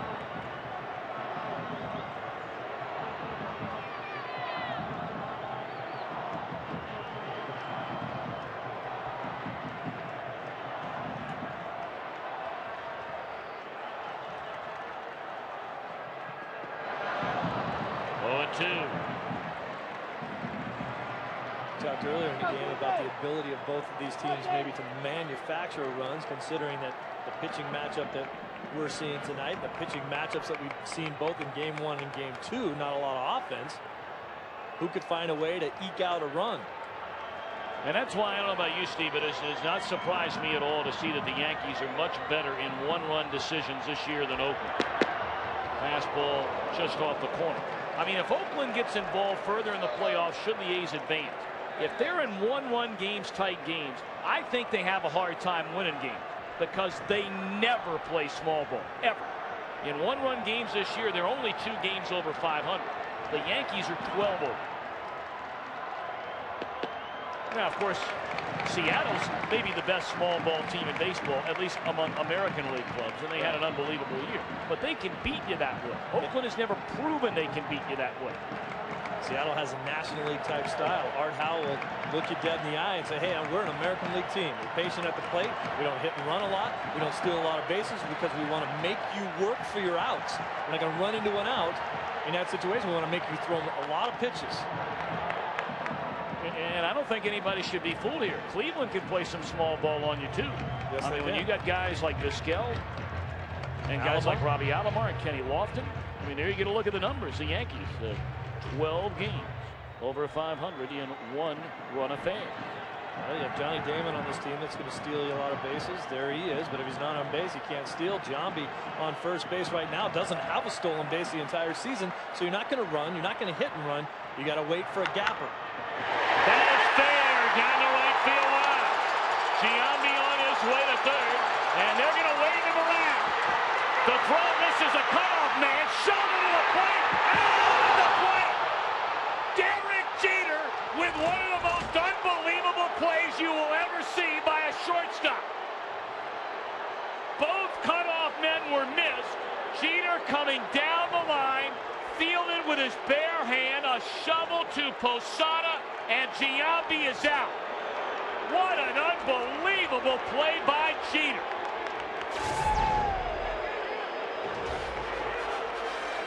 Still 1-0 Yankees.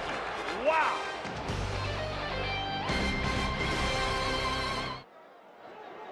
Well, Derek Jeter not ready to go home quite yet. His team down 2-0. First pitch swinging in the air to short left field. And Brocious retired. That's as good a play as a guy can make. Tommy, this is unbelievable. First, Shane Spencer does a pretty good job of digging it out of the corner. Then he misses the cutoff man. Jeter comes out of nowhere, grabs the ball with a little shovel pass into Posada. Posada makes the play. This could have been tough on Spencer. Now he airmails everybody. Look at Jeter. What is he even doing over there? He shovel passes it over there like he's the quarterback for the University of Michigan. And then Posada putting the tag. Looks like he gets him on the inside of his right knee. Maybe or maybe not. Definitely touched him on his left knee. Kerwin Danley right on top of that play. My problem with that play right there is you got to slide here. You have to slide. This makes it a much tougher call for Kerwin Danley at home plate. Does he get him right there on that knee before his foot touches the ground? Kerwin Danley was right on it. He's right on it, and if I'm the umpire in that situation and it's that close and you don't slide, I'm ringing you up. Well, isn't somebody there supposed to be telling him to slide? You know, get down, maybe Next in the hitter. background. Fly ball off the bat of Knobloch into left center and long. Squeezes it 2 away. You ask for it, Tommy, you get it. Let's see the on-deck hitter right here. That's Hernandez saying, get down, get down. Unbelievable, Jeter. Look at this play. It's like an option quarterback. Jeter has no business even being anywhere near that play. Just used his instincts, came flying into the play. Reminds me a lot of the play that he made in the World Series against the Mets last year, where he was down the third base line, spun and threw Timo Perez out at home plate on a ball that Perez wasn't running on. He thought it was a home run ball. What does Jeter always seem to just step up when his team needs him most? There are players, and then there are special players. Special players, maybe only 2, 3 in a generation, that when on the biggest stage, they play and deliver the biggest moments. And Jeter's one of those guys. I don't think there's any debate about it. Jeter turned a mistake by Spencer throwing it over everybody into a great play that kept this game at a 1-run lead for the Yankees. You could be talking about a totally different situation if he scores. Still 1-0 as the A's bat in the bottom of the 8th.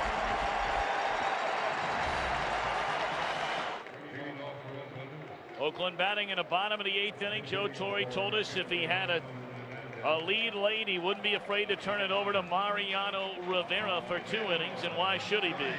15 of Rivera's 19 career postseason saves have been in appearances longer than 1 inning. He doesn't generally like to do that with Rivera, but he also knows that Rivera can handle it if he has to. Rivera's not only been one of the greatest postseason relief pitchers, he's been one of the best postseason pitchers, period, in the history of the game. But now he tries to protect Messina's 1-0 lead. Olmedo signs will bat for Ramon Hernandez here in the Oakland 8th. Fastball high. Tommy, I don't disagree with this move at all. If you've got a guy like Rivera waiting down there, bring him in. But at the same time, Messina did such a nice job pitching against this Oakland A's team that they're looking at it right now saying, good, get him out of there. Let us see somebody different. Maybe Rivera doesn't have his good stuff today. Well, signs helping out Rivera there, chasing a high fastball. 1 ball and 1 strike. What an effort by Messina. 7 innings, 4 hits, no runs. He only walked 1 batter, struck out 4.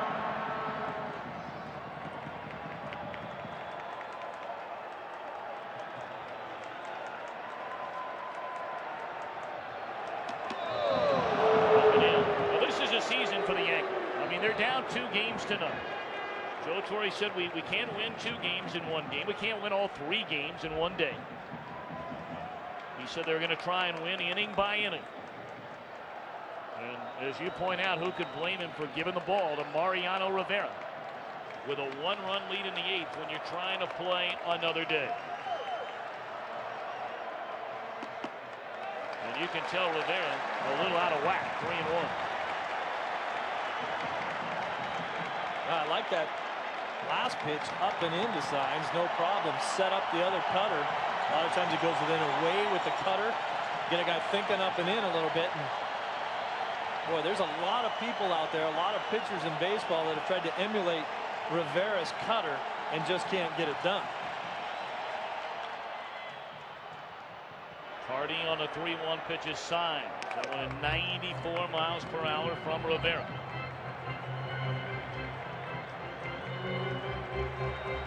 Apparently the night is over for Barry Zito. Those are the postseason numbers for Rivera we were talking about. Look at that number. Wow. 3-2. Lined into right center field, but there is Spencer, 1 away.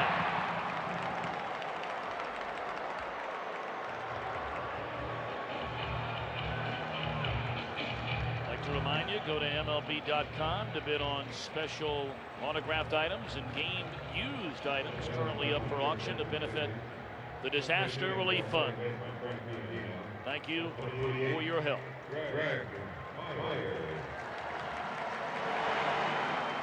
Left-handed hitting Greg Myers, who will stay in the game to catch, with Hernandez being taken down for a pinch hitter. Steps up there to bat for Menachino.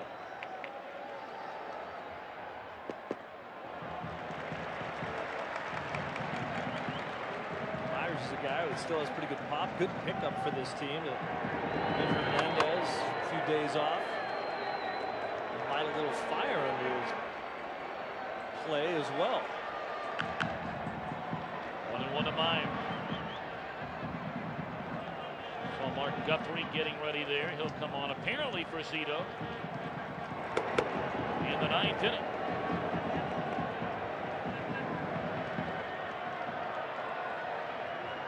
Zito only allowed 2 hits, but one of them a home run by Posada back in the 5th inning. 2-1 to Myers.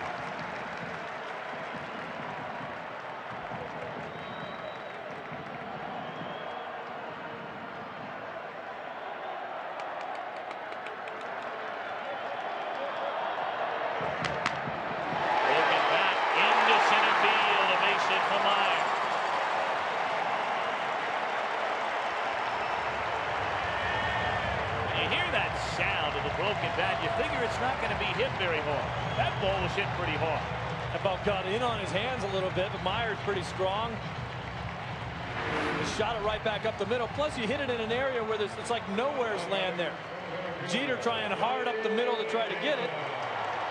This ball isn't blistered, but you hit it in a spot where there's nobody standing.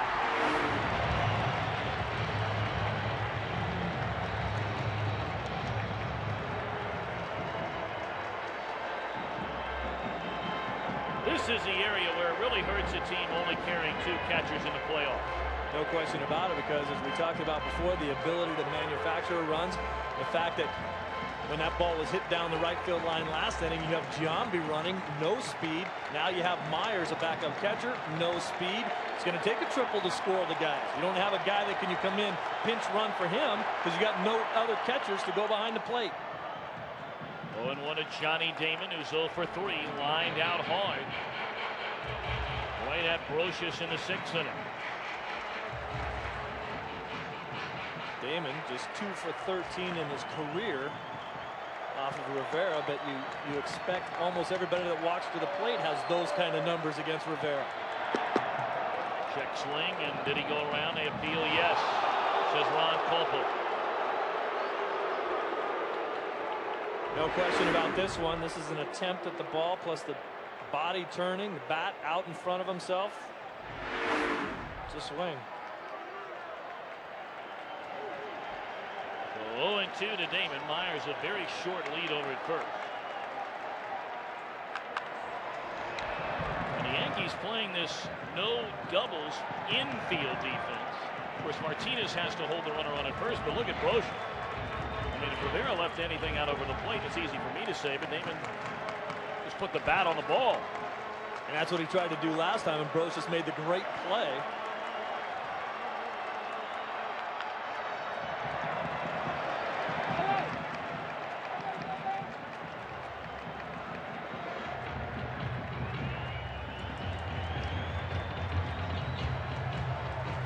A lot of times a team with a 1-0 lead on the road late in the game, you want to protect against the doubles. You put the corner infielders on the line. Make sure that nobody hits one down there.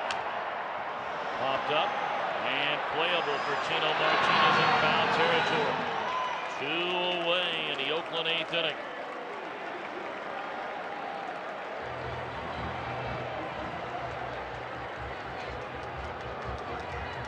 Well, that's the pitch that Rivera's famous for. Watch this ball get up and in and just cut in on the hands. Late movement. Damon just flailing away at it and popping it up. I don't feel like the Lone Ranger. He does that to a lot of guys. Now Tejada. 0 for 3 tonight. 0 for 6 lifetime against Rivera.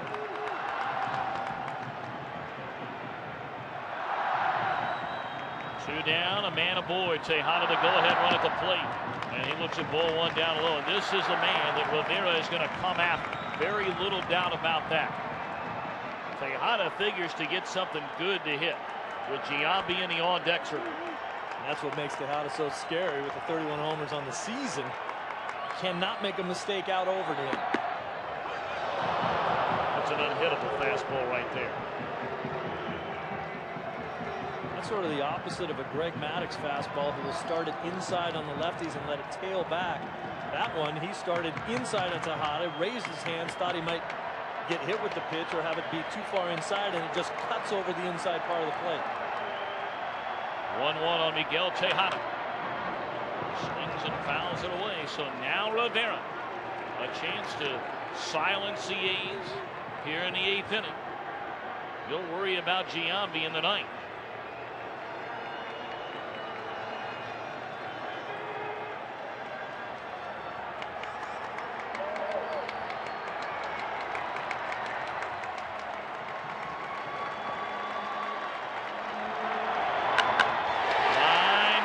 Field, Knobloch got it into left center, and that'll end the inning. Tejada hit it right on the nose.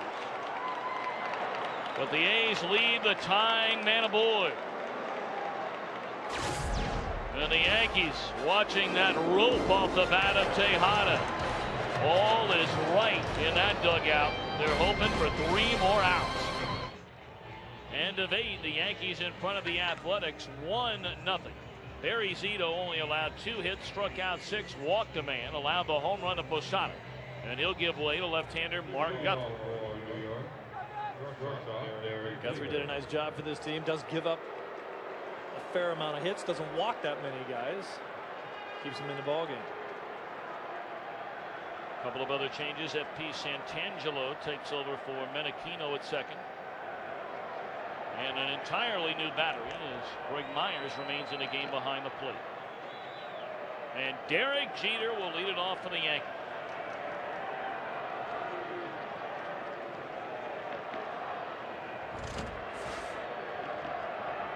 Jeter 0 for 2, hit by a pitch, but made the single biggest play of the night. He's down 0-1.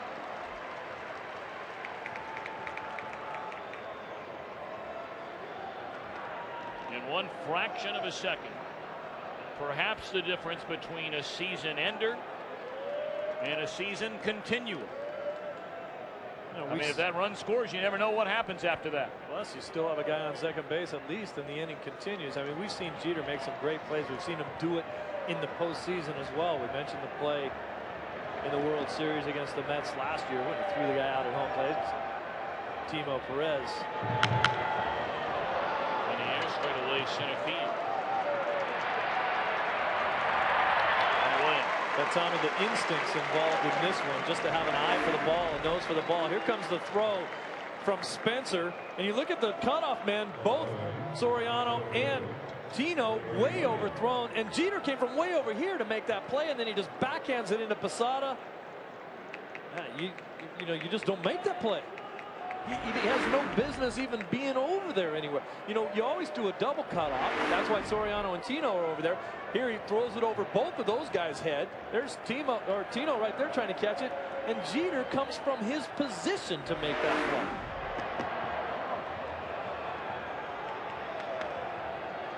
Just a nose for the ball. I mean, think of all the things that could have gone wrong for Jeter even after he got there. I mean, maybe he doesn't field it clean.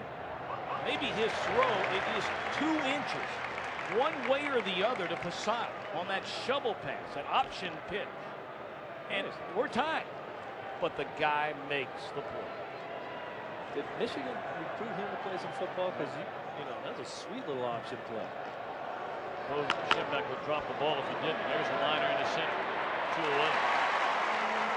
And once again, I mean, you wouldn't even think of making a throw like that, but he knew that if he tried to catch it, turn and throw it the way you're supposed to throw it, you have no chance of getting the guy. He did whatever he had to do to get the ball to Posada as quickly as possible.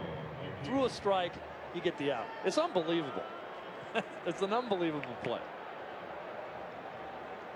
There's a great angle right there of the possibility that Posada may not have tagged that front leg of Giambi. But as we mentioned before, that play is so close.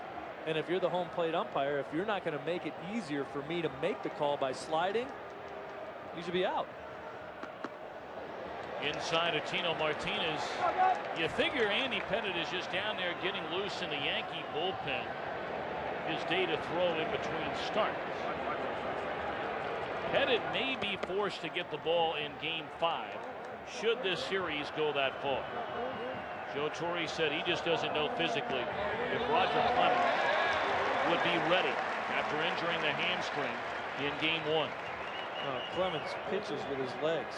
That's where his power comes from. That's what's made him such a great success. And when he has leg injuries, he's had a history of groin problems, hamstrings. He's not the same guy.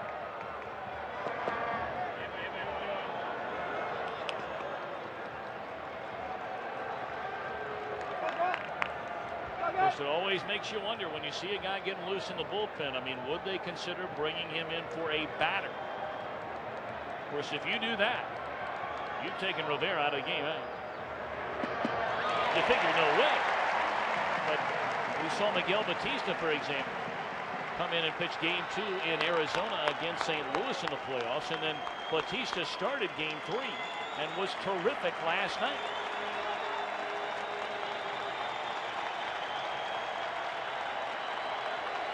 Well, Joe Torre said that Pettitte is really the only guy on the staff that he considered bringing back on 3 days rest. So Pettitte may have said, hey, if it's going to be a couple days before I have to go again anyway, and I've got to get some work on the side before I do that, I can get you one out. Nick. Pettitte's a gamer too. I mean, Pettitte's, he has a mild-mannered exterior. He's like, he's like Superman and Clark Kent. He doesn't look like he wants to go out and compete with you, but don't even think for a second that he wouldn't jump into this ballgame if he thought it meant the difference between a win that saves your season or a loss that sends you home for the rest of the year. Pettitte's a good golfer, but he'll wait to make a tee time.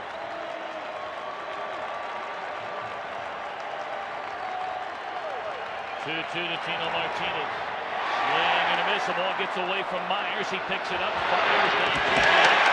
And that'll end the inning. So here we go. Bottom of the ninth. The heart of the order. Giambi, Doc, and Chavez against Rivera. 1-0 Yankees.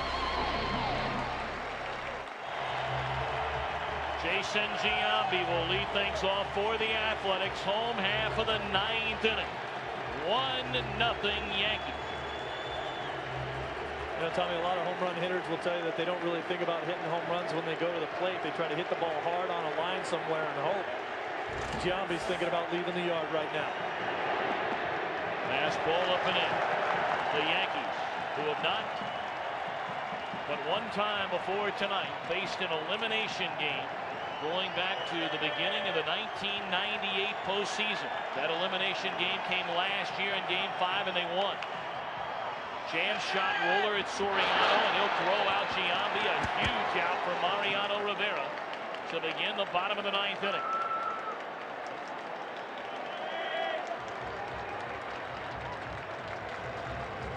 Unbelievable statistic there.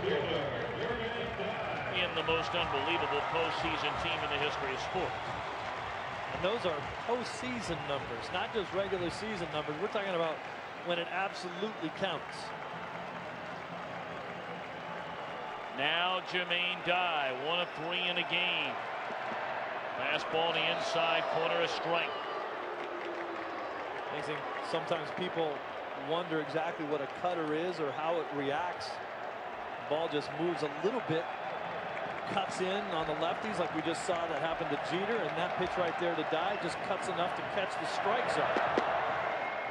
Tried it again and missed. 1 ball and 1 strike. Jermaine Dye hit 26 home runs during the regular season.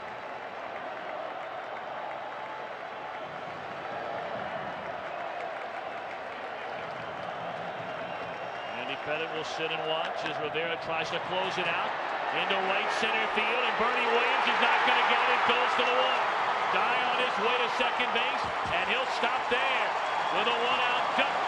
The tying run in scoring position against Rivera on the double by Jermaine Dye.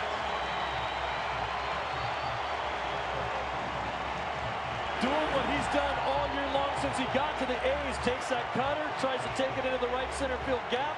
Doesn't try to do too much with it. That's a pretty swing from a big lanky guy that shoots that thing into the opposite field gap and ends up at second base. So now the winning run comes to the plate. Chavez hit 32 home runs during the regular season. And Tommy, I think because of what Rivera throws, Chavez should be looking to pull the ball. Low in, ball one. The Yankees season hangs in the balance. The A's with a 2-0 lead. And they have the winning run at the plate here in the bottom of the ninth. Big cut by Chavez, and he fouls it straight back.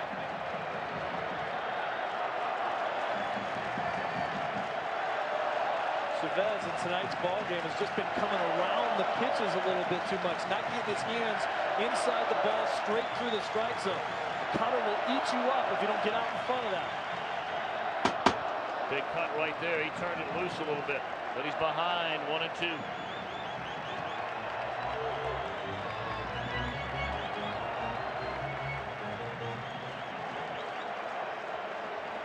Rivera, who used to set up John Wetland in the first Yankee run in '96, has been the man the last 3 postseasons.